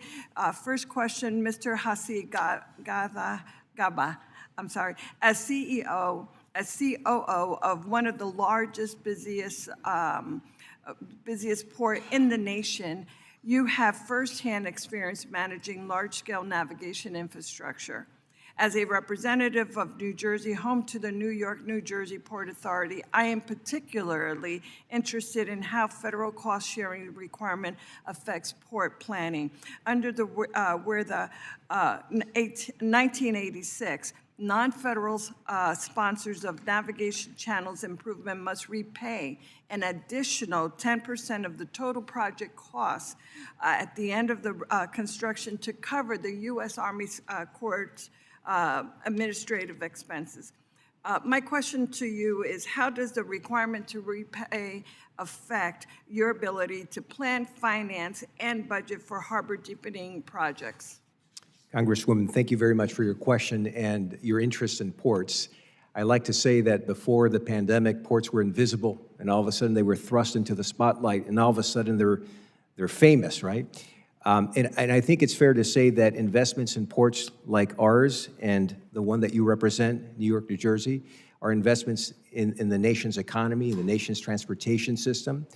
And when it comes to these investments, we can't do it alone. We rely on deep partnerships with federal agencies. And WARDA has become instrumental in our ability to deliver these projects that not only deepen and widen channels, but enable us to move more cargo. And the more cargo we move through our port, the more cargo we can shift to every single congressional district, and the better we can serve the American people. Absolutely. Absolutely. Thank you for that. You know, in your testimony, you point out the unequal distribution of donors and energy transfer allocations at the Port of Long Beach. This is a concern that I share with our Port Authority, which didn't receive this funding in 2023 and in 2025. So how would a 12% Harbor Maintenance Trust funding allocation for donor and energy transfer port build your capacity? And what kind of financial return on the investment do you foresee for the HMTs? Thank you for that question, Congresswoman. So for the Port of Long Beach, we generated about $400 million in HMT revenues a year. we estimate we get about 2 to 3% back. So that gives you a sense of the inequity in terms of how much we generate versus what we get. And when you look at the projects that we're collaborating with the Army Corps on, for example, those funds are necessary to deliver these projects that are critical to the nation's security and to the American economy. Thank you. Thank you so very much. Thank you, Mr. Chairman. I yield back. Gentlelady yields. The gentleman, the Representative Burleson is recognized for 5 minutes. Ms. Ufner, in your testimony, you highlighted the key challenge that non-federal sponsors frequently encounter when it comes to attempting to deliver water resource projects in a timely way. Apparently, the internal governance structure of the Army Corps of Engineers. Can you shed some light on how the internal governance of the Corps has contributed to these delays?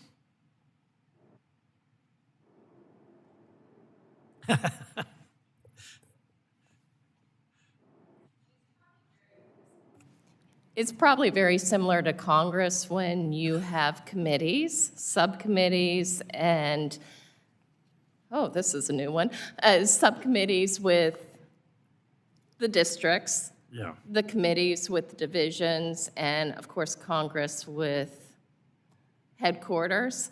So it's about consulting with all levels to make sure that things are aligned, and there are entities who may have different views about what should be required, and sometimes that's where a lot of the challenges come with non-federal sponsors, this back and forth about what is feasible within their project partnership agreement and what is not. So that's what's causing some of the delays. So would you say that they're operating in a way that is kind of top-down, they actually take direction from the top or the local agencies, or somewhere along the line the direction and the message getting lost by the time it actually gets to the local office? It may depend on the issue, but there are chains of command that go up and back down about, there are more efforts from the federal level headquarters to delegate more to the districts. Sometimes the question becomes, there's been a number of staff turnover also at USACE where there's a lot more uncertainty there, and the checks and balances within the agency. How has these internal delays impacted, the costs and actually the people that need these resources? Whether it be permitting studies project, we have found that there have been numerous delays where something might have been estimated to take several months, but may take several years to even get approval. Earlier in the testimony, I talked about Section 203, 204. Those authorities ideally should be a quick turnaround, and it could take several years to get. That's unfortunate. But the whole process is very complex. Thank you. Mr. Jones, in your testimony, you emphasized that expanding private sector partnerships is essential to addressing our nation's growing water resource challenges. Can you expand on how these private sector partnerships could play an important role? Yep. Thank you, Congressman, for the question. As I said in my testimony and earlier, P3s do have a role to play here. Oftentimes, the ability to bring private capital to bear on a project oftentimes has the potential to accelerate those projects. Public-private partnerships are not a silver bullet for delivery, we know that, but there are many water resources projects where it has proven to be successful. The Corps, in fact, has piloted the implementation and the execution of public-private partnerships in water resources already, and with great success. I would encourage the subcommittee, as you're looking at the next WRDA legislation, to further encourage the utilization of P3s in this space. Thank you. And Mr. Hacegaba, in your testimony, you emphasized that WRDA plays a critical role in strengthening our economy. That is, its impact is clear to me from my home state of Missouri. Just in the year 2024 alone, we exported approximately $401 million in soybeans alone. contributing to, I think, a total of $3 billion in exports, even though Missouri is a landlocked state.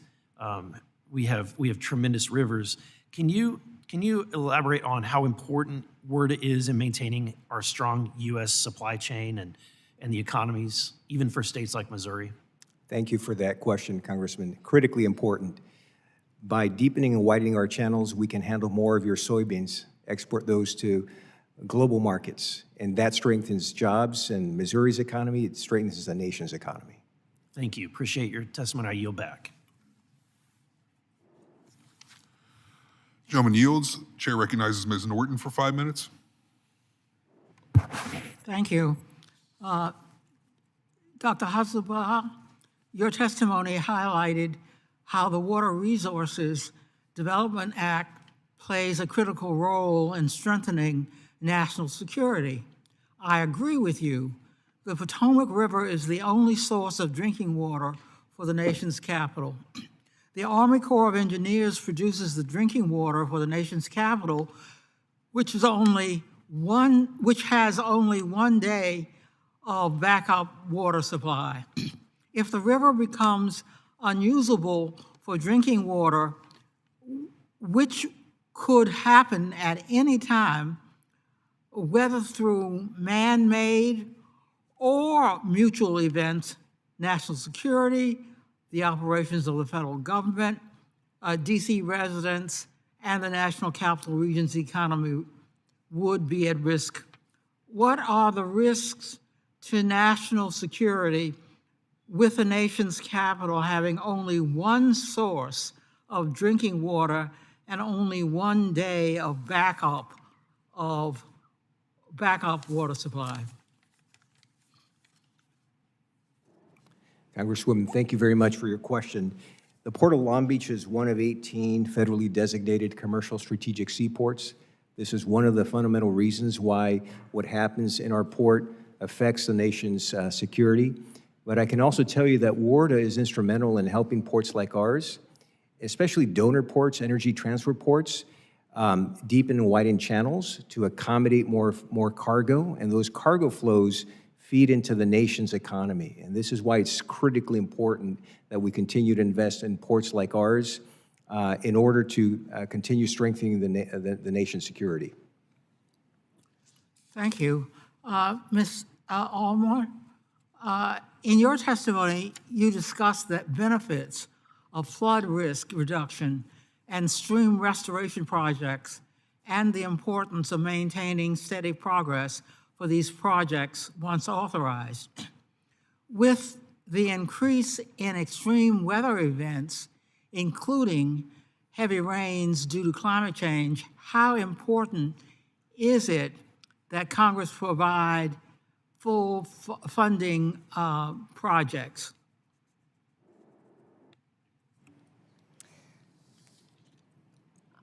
Thank you for the question. And to me, this is almost a twofold answer that first off, authorization to address these issues are really, really important. And each community, as you know from being in DC, has their own unique challenges.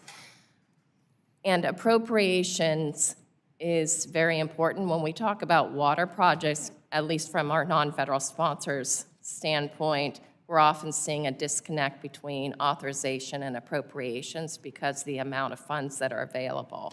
The water needs within our communities are significant, and the need to fund them also exists. Ms. Ulner, what steps can Congress take to prioritize the construction of these projects?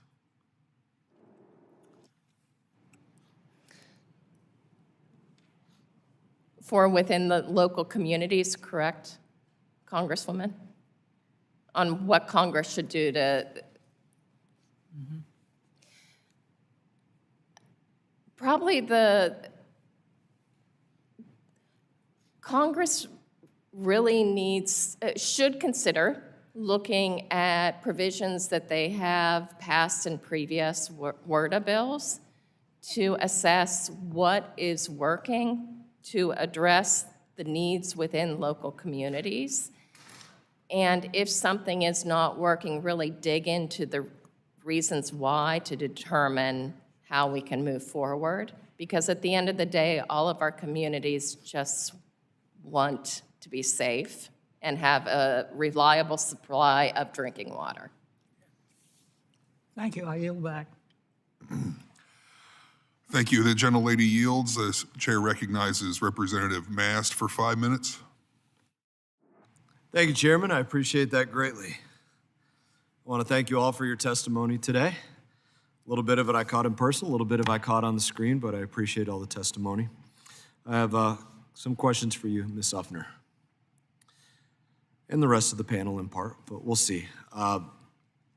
Would you say that every community has their own individual needs? You recognize that? I think we all can, right? You've seen one community, you've seen one community. Or just simply put, would you say all communities have the same needs? Frank and obvious question. Simple answer. We've always said if you've seen one port, one levee district, you've seen one port or levee district. Right? They're all unique. They have unique representatives, unique stakeholders, unique ecological inputs. They're all unique. So I deal a lot with Lake Okeechobee in the state of Florida, managed by the Army Corps of Engineers based on an operations schedule called LOSM, Lake Okeechobee System Operating Manual. This schedule, it dictates charges based on lake level, weather forecasting, safety, time of year, what the levels of the lake are at right at that time, a host of different things.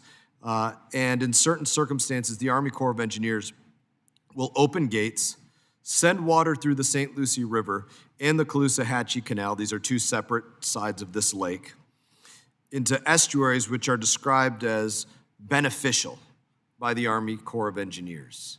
So when you look at that, except transfers to the St. Lucie estuary, they're not beneficial, they're not essential, they actually don't do anything good for our community. We want zero. And you go to the other side of the state, and they want some of those discharges. It's a good thing for them. It goes to the point of you've seen one. So my constituents, they don't want to get harmed by this.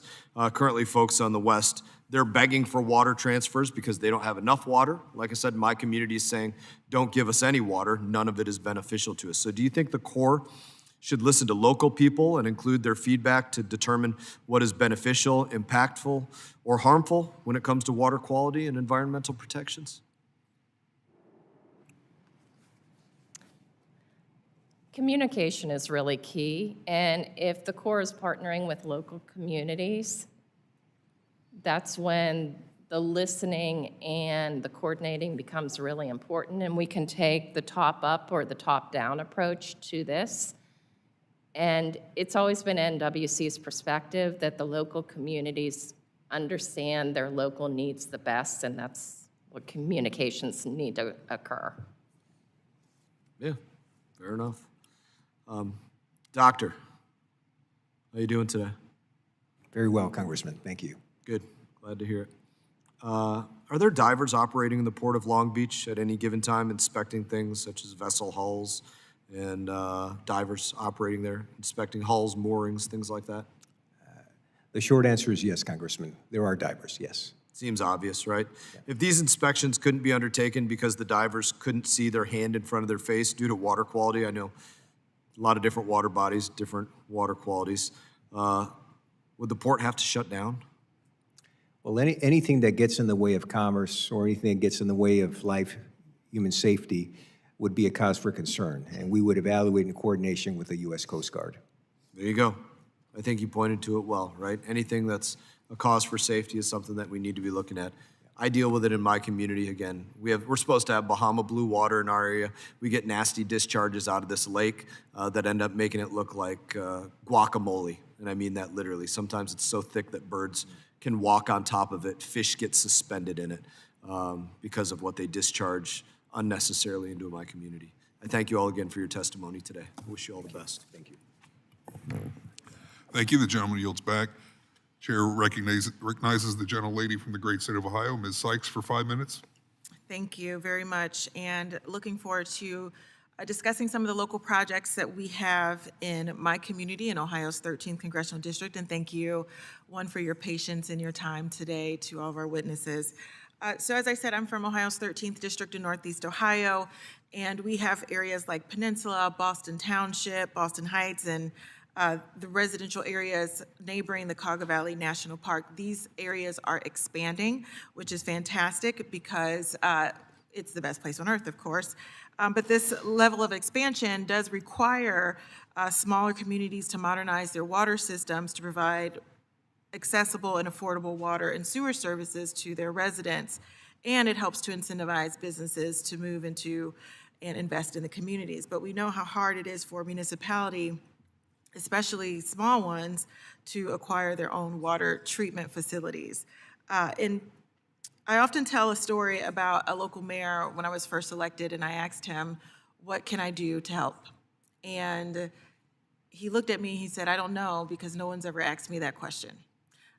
In a couple of months, he figured it out and has been asking me, thankfully, for a lot of support, which had mostly been around water and sewer projects. And so in 2024, I was able to secure 2 WRDA authorizations, one for Summit County and one for Stark County. And despite these efforts, my appropriation requests for these were not included in this year's appropriations. Now, I understand my grievance regarding appropriations is not adequate for this particular panel or committee, but it is still worth stating that when in a community who expects these resources to come, who quite literally said, no one has ever asked me how I can help you, we provide the help, but then they're not funded, it's pretty devastating and unfortunate. And so my question for you, Ms. Ufner, is, I know you're mostly non-federal sponsors of Corps engineer projects, but can you talk a little bit about how critical the funding part is? I mean, it's great that we authorize the language, but the funding, I see Mr. Jones, you're nodding too, so please jump in after Ms. Ufner. Yes, the funding is important. I do want to take a step back here because this is one of the things that we really hear commonly with our non-federal sponsors or potential non-federal sponsors. We got money in WRDA, when are we going to get it? And I really think it's partially an educational process, taking a step back on behalf of all of us, saying, okay, we got money in WRDA, now we have to go to appropriations and really frame all over again why this project's so important to the community. Mr. Jones, thank you. Thank you, Congresswoman. You saw me nodding there. Yeah, look, obviously the difference in our authorization and appropriation is critical, right? And most Americans don't realize that construction new start, appropriations is another significant hurdle that can take years, sometimes decades after a project is authorized. And so there's a false sense of hope that once an authorization is cleared and there's opportunities to talk about that with the public expects that that project is going to construction oftentimes months after that authorization. And that's oftentimes not the case, right, as you've alluded to. These authorizations sometimes result in inhibiting projects from being funded from other sources, and I think that's an opportunity for this committee to consider in WRDA 2026. In other cases, authorizations actually prohibit funds from other sources being directed towards that project, particularly around mitigation, funding sources coming from FEMA or CDBG, disaster recovery, Department of Agriculture, and so forth. And finally, there should be an incentive, I believe, to commit other sources of funds, whether federal or non-federal, to these projects in order to ultimately achieve the schedule that's desired and expected by the public. Fantastic. Thank you so much. Thank you both for answering that question because it just goes to show how complicated this is. And I've heard several of my colleagues complain about the bureaucracy of this process, which is really harming and raising the cost of many. I'll very quickly turn everyone's attention, and Mr. Camillo, I have a question for you. The city of Massillon, which is in my district, they have repeatedly, and I have repeatedly discussed in the subcommittee, desperate funding needs for a sluice gate replacement. Again, I know this is not an appropriations committee, but still in that bureaucracy, we have been having a hard time getting answers for them to be assisted.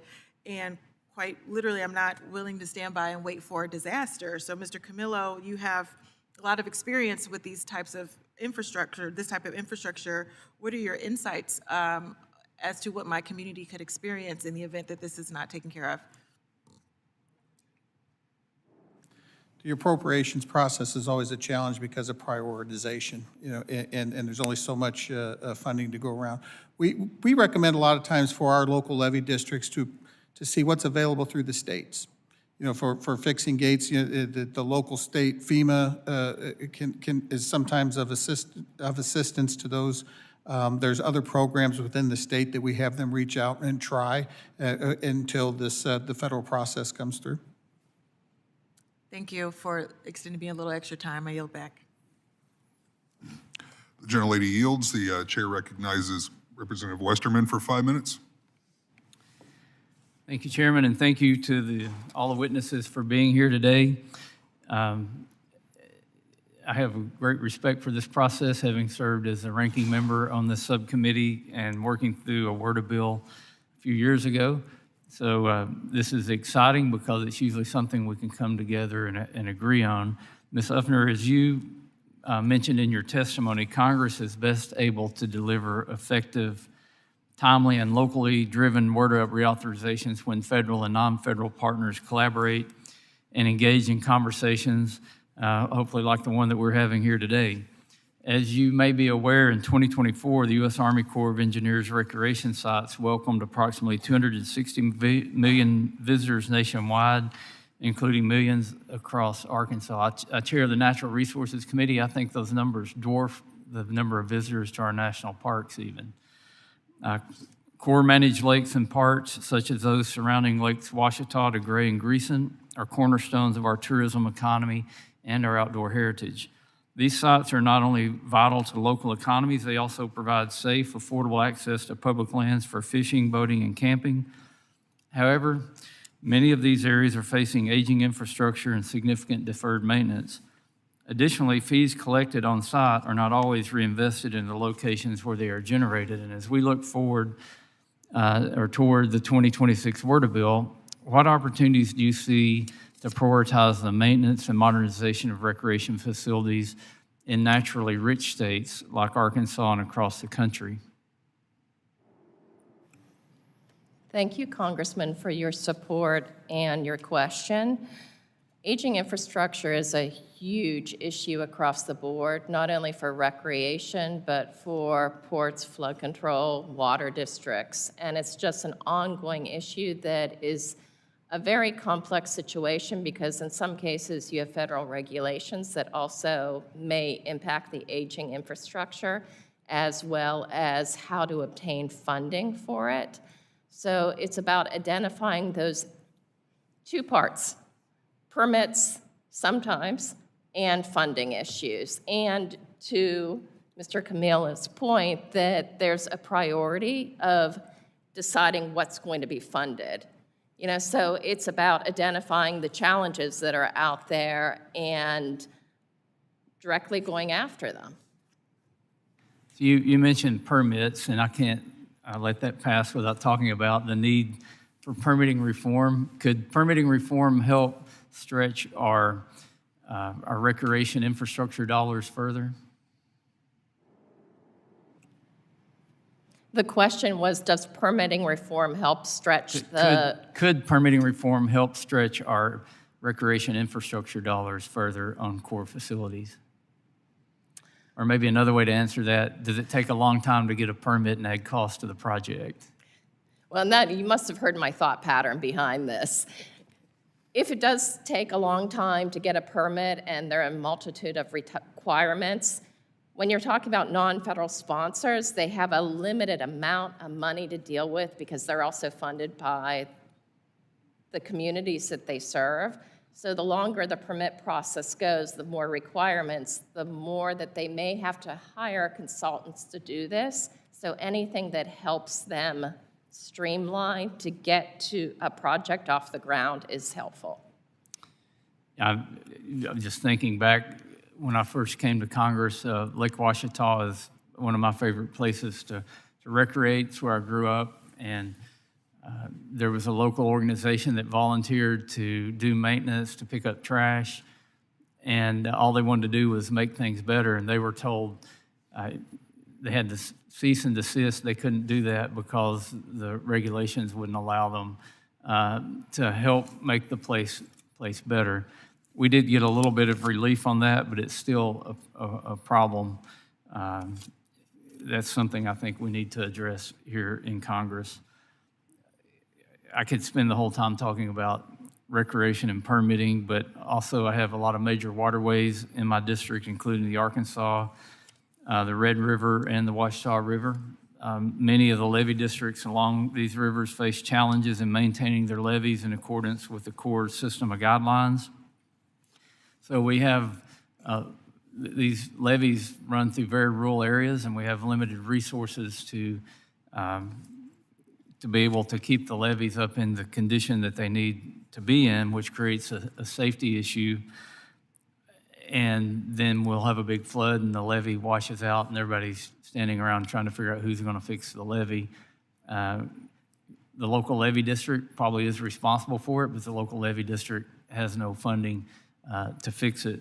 So I'll just ask the whole panel, do you see any opportunity for collaboration between federal and non-federal partners to address the safety issues being faced by our rural levee districts in these communities? Mr. Camillo, would you like to go first? Again, those folks are down there walking every day on those levees. They know what's needed, and you're right. When I talk to our levee districts, the challenge is a lot of the unfunded mandates. If they belong to the PL 8499 program, for instance, it's making it almost unaffordable. And I think our fear in our area is that more and more levee districts are going to be withdrawing from that program if the cost is all of a sudden is outweighing the benefit of being into those systems. So there just needs to be some relief on the unfunded mandates. And with an engineering background, I've always believed it to be true that good maintenance pays for itself over time. If you can keep these levees up and they don't fail, then the cost is much less than after these levees fail and destroy property outside the levee. Plus, then you've got the cost of rebuilding the levee. Mr. Jones, did you have more to add?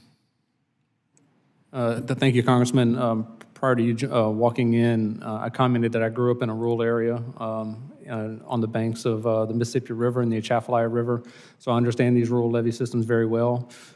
I believe there's opportunities, again, for programs dedicated specifically to these rural communities that do face these significant maintenance and capital project costs. Another opportunity is to consider, based on the risk, not to and I say this with all due respect to the engineering community of which I work, not to over-design projects that ultimately raise the cost of them beyond the point of achievement for the sake of over-design for risks that may never actually occur. And so I think there's opportunities in that regard too to understand what the real risk is and design to that likelihood. And Mr. Chairman, you've been overly generous. I didn't realize the time was going the wrong way there. I yield back. No problem at all. Gentleman yields. The chair will recognize itself for 5 minutes of questioning. First of all, I want to thank the witnesses for being here, not just for your time and expertise, but for the sacrifices you all made to be here with us, and that doesn't go unnoticed, and it's very appreciated. Many communities in my district still lack adequate drinking water infrastructure, and with the Ohio River running right along my district, looking forward to reauthorizing WRDA this Congress. For removing regulatory barriers to investing in water infrastructure, there's a lot of work to be done, which could benefit Southern Ohio. Mr. Jones, I'll turn to you first. We've seen that public-private partnerships have historically led to both faster project delivery and lower costs for taxpayers. The Army Corps has seen those same benefits with projects during a pilot program that specializes in public-private partnerships. Through just 4 projects, the pilot program saved over $500 million and more than 23 years of time. So, Mr. Jones, if this program were to be reauthorized in the upcoming WRDA, how could Congress improve these public-private partnerships to further save taxpayer dollars and deliver these projects in a more timely fashion? Yeah, thank you for the question, Congressman. As you alluded to, talked about the use of P3s in the water resources space. Critically important tool in the toolbox. I would encourage us to use it as much as possible as the subcommittee in Congress looks to move to the next reauthorization of WRDA. I would encourage you to expand that authority. There's been pilot projects and projects that you alluded to that have been very successfully executed. Again, this is not a silver bullet. It's not made for every project. But for those projects that do have the ability to generate revenue in order to, and use that revenue to accelerate construction, we should be looking for that opportunity. We see this across the economy, whether it's in transportation or in private commercial construction, and now with the development of AI and data centers and alike, and water resources shouldn't be any different. There's opportunities to leverage the private sector and private capital to accelerate construction. Again, saving time and ultimately saving money, it seems like a no-brainer to do so. Thank you. In 2016, the Army Corps conducted a risk assessment of the Portsmouth-New Boston levee system, in which the evaluation identified the levee to be at high risk. Behind the levee, there are 11,000 of my constituents and 26 critical structures that serve the needs of the community. While I'm grateful that funding was obtained in 2022, high-risk infrastructure should not be forgotten in areas prone to flooding, especially along the Ohio River. I was dismayed to hear in your testimony, Ms. Ufner, that this instance is not uncommon, that the rehabilitation and inspection program is not being used properly to provide repairs for flood-damaged levees, but rather more prospective planning and compliance framework. Ms. Ufner, in the upcoming WRDA reauthorization, how can Congress reform this program so that levees can be repaired before a major flooding event occurs? Thank you for your question. You know, at the bottom line, I think communication that really needs to occur to find out what the specific problem is with the levees. And I will tell you, all of our non-federal sponsors are telling us different challenges within the districts that they may have. There is a huge concern with the permitting and the unfunded mandates and the new requirements, and there seems to be sometimes shifting of responsibilities that haven't been there before, and so it's just making it clear that the responsibilities under the statutory language are correct. Okay, thank you. So in a situation like this one where it's deemed to be at very high risk in 2016 and it's not funded until 2022, you put that up to more of a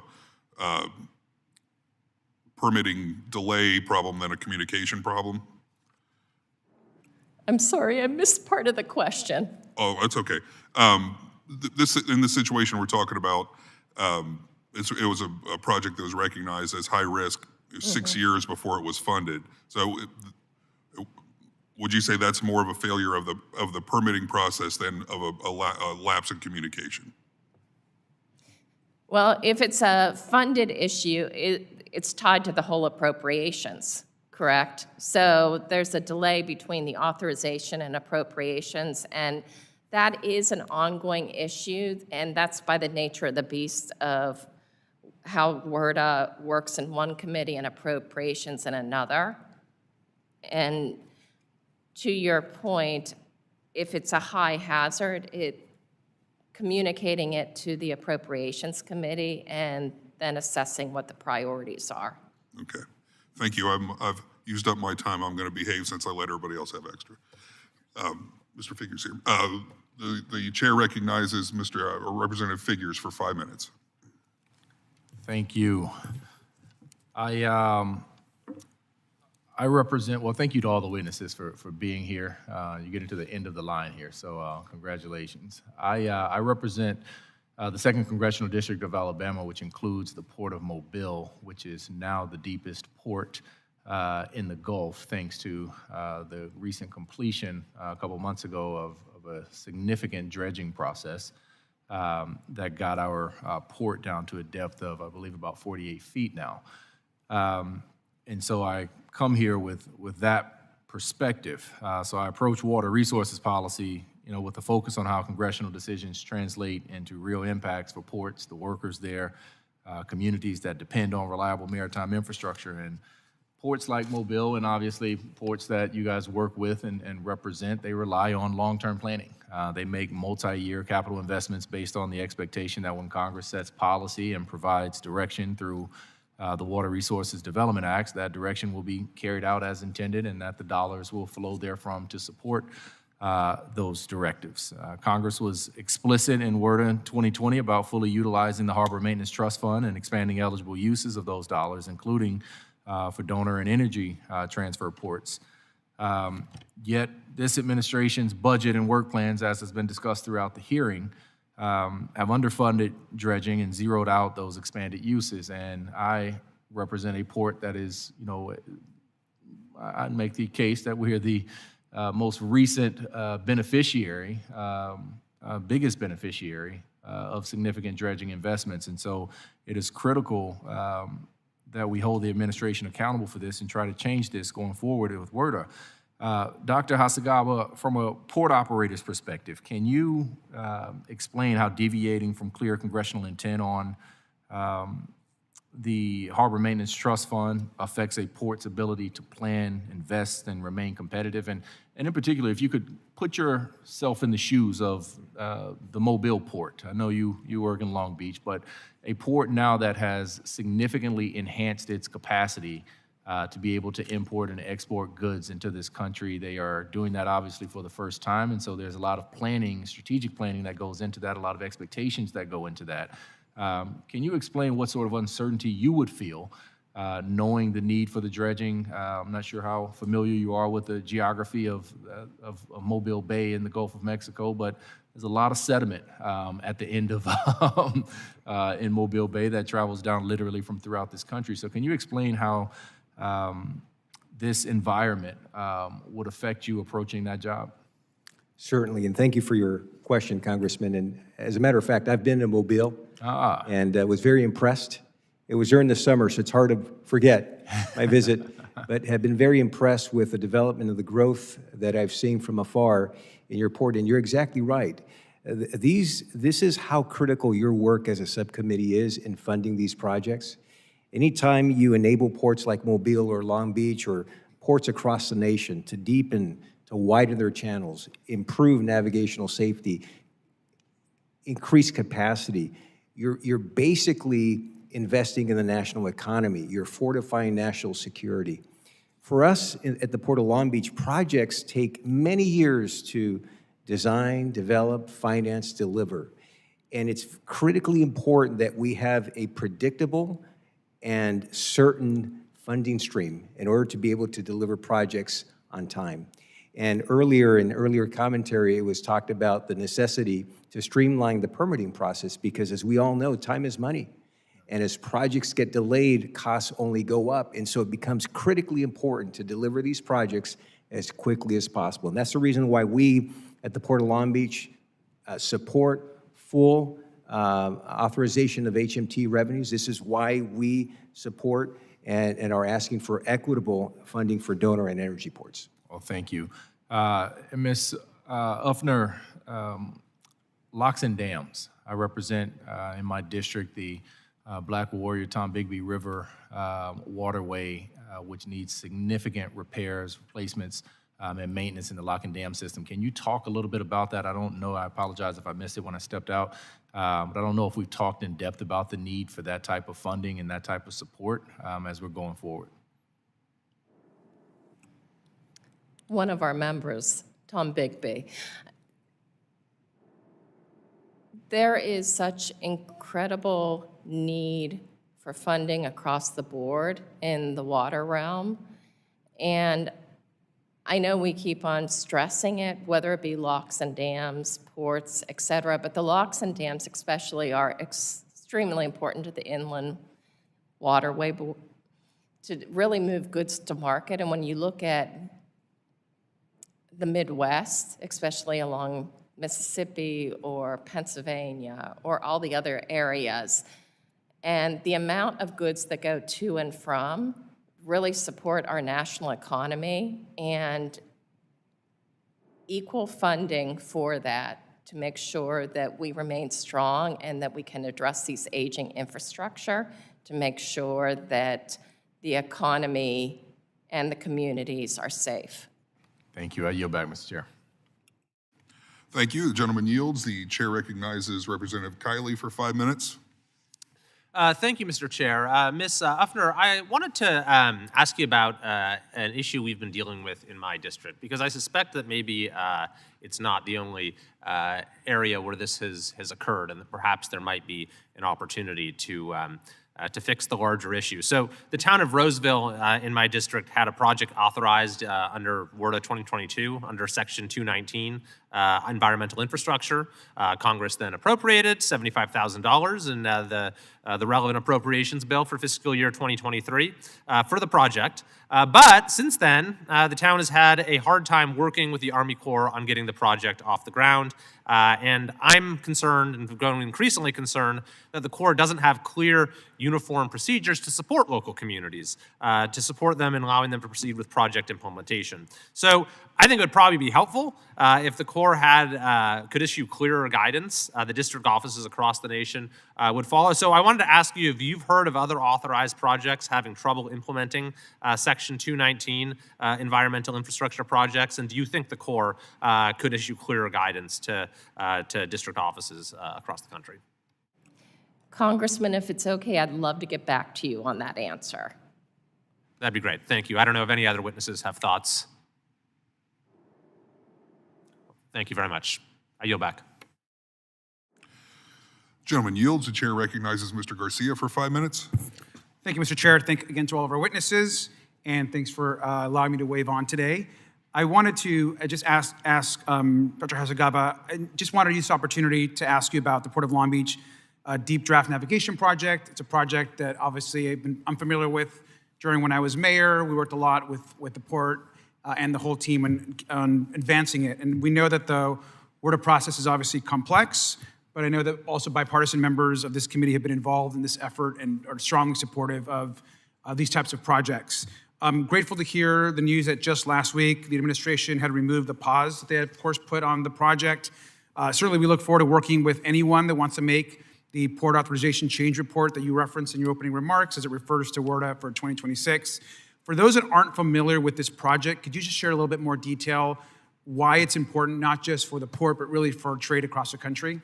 Yeah, certainly, and thanks again for your question, Congressman, and thank you again for your very generous introduction and longstanding support of not just the Port of Long Beach, but ports across the nation.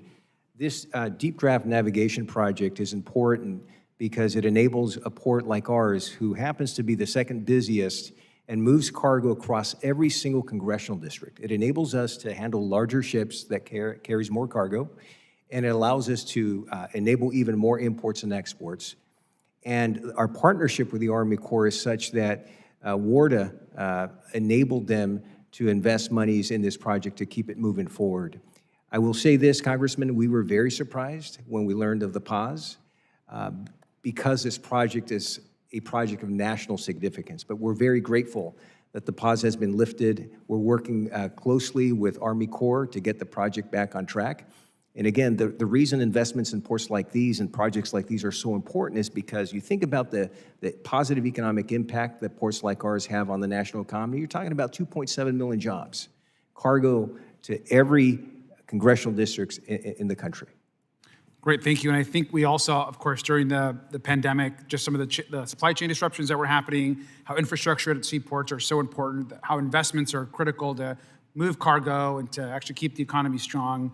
We're talking about, as you know, millions of jobs across the country are dependent oftentimes on ports in California just alone, and so I think that's really important. I know there's a tight timeline to have a post-authorization change report completed ahead of WRDA reauthorization. Do you know if the Army Corps of Engineers has indicated when they expect that report to be completed? Well, we don't have a certain time frame, Congressman, but I can tell you that Brigadier General Lloyd was at our port just a couple of weeks ago, and we fully engaged discussions with the Army Corps. We're very optimistic that we can meet the deadline to get this in WRDA 2026. Great, and I just want to add, just for the record also, it's really important that the Army Corps is clear and works not just with our port partners, but with members of Congress. I think oftentimes it's difficult to get information to our ports and certainly to us in the Congress on how critical it is that the Army Corps projects move forward and that we get regular updates. So I just want to make sure that we're aware of that. Just finally, before I close, briefly on the allocation of harbor maintenance trust fund dollars, can you just share one or two examples, Noel, about how important those dollars are to a port like Long Beach and so many others? Absolutely. The reason this is so important is you take the donor ports as an example. Donor ports generate about half of all HMT revenues, but we only get about 2% in return. Yet these donor ports happen to be the ports that have the greatest impact to the local and national economy. And this is why projects like these, reauthorizing WARDA with Section 102, for example, with expanded in-water use, is so important to enable us to be a bigger economic engine for the American people. Great. Thank you, Mr. Chairman. I yield back. Thank you. The gentleman yields. The chair recognizes Mr. Desaulniers for 5 minutes. Thank you, Mr. Chairman. Thank you to the witnesses. I represent a district in the East Bay of the San Francisco Bay Area. I've represented the San Francisco Delta, Bay Area Delta, for a long time. It provides a large amount of clean water to the state of California, including Los Angeles, and to the ag industry. So my question for Ms. Ufner, how can areas like that with almost 8 million people and also being a great resource to the agricultural industry that produces a third of all the fruits and vegetables in the United States, as we go through this investment in infrastructure in areas like that, how do we make sure that the regional plans, and the Bay Area has a lot of government, we've got 9 counties and I don't know how many cities and special districts, how do we coordinate that and use this to make sure that we're doing the best investment for a place like that, the largest estuary west of the Mississippi, that has huge impacts not only on people who drink water, but the national economy vis-a-vis the ag industry in particular? That's a challenging, when you're looking, because you're asking about a regional focus, how do you bring everyone to the table? And regardless of whether you're talking your area or other areas, you have a combination of both large and small governments as well as special districts, and they have different capacity needs. And getting them talking about it and the available funding, because when you're talking about the federal share versus the non-federal share, non-federal sponsors usually have a limited amount of money that they can bring to the table, which is based on whether it be taxes or the community. So it's about educating and bringing them together, whether it be in a town hall, and that's getting more into details, but it's about how to bring different size levels of government to the table to talk about these challenges and what they have available. Yeah, and in the context of sea level rise, which the Bay Area, like most areas such as ours, there's a bigger challenge. So we've invested a lot in our levees to keep the infrastructure up, trying to have that regional approach, and that we can learn from other areas that are similar to that. Mark Twain famously said, in California, whiskey's for drinking and water's for fighting. So trying to get this opportunity from an engineering perspective in an area like that it's so crucial to get this right. And to your point, having come from local government, Prop 13 was a good thing for some people. I will include myself from a personal standpoint, but the maintenance of effort and the local match is always a problem. And it's not a good financial model because clearly the benefit to the economy on the West Coast in this instance, and to a place with California's GDP would be the 4th largest in the world right now, and water is so important.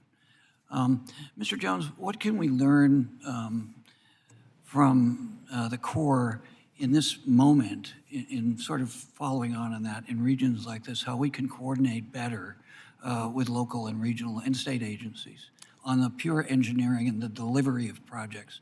I think this is something we can agree on a bipartisan level. We have in this committee is project delivery is important, particularly in this kind of environment. Sure. Thank you, Congressman, for the question.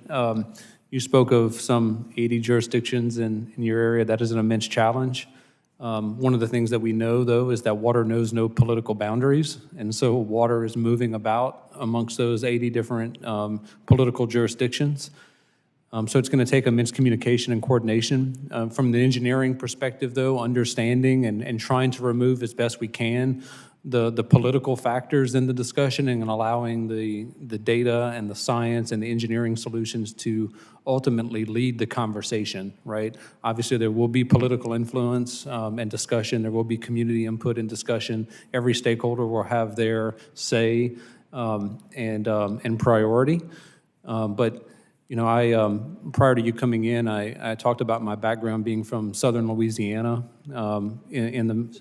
Very similar in the aftermath of Hurricane Katrina and the inland floodings in the state, and bringing those folks to the table to one, educate them on how water flow actually occurs, where the water needs to be, and the various uses, you know, simply put, I would just offer that there's no such thing as over-communication in this regard, and trying to have every stakeholder understand what their needs are, but as importantly, understand what the needs of their fellow stakeholders are, and ultimately try to achieve some regional priorities and then work towards those goals. Thank you so much. Thank you, Mr. Chairman. Thank you. The gentleman yields. Are there any further questions from any members of the subcommittee who have not been recognized? Seeing none, that concludes our hearing for today. I would like to thank each of the witnesses for your testimony, and the subcommittee stands adjourned.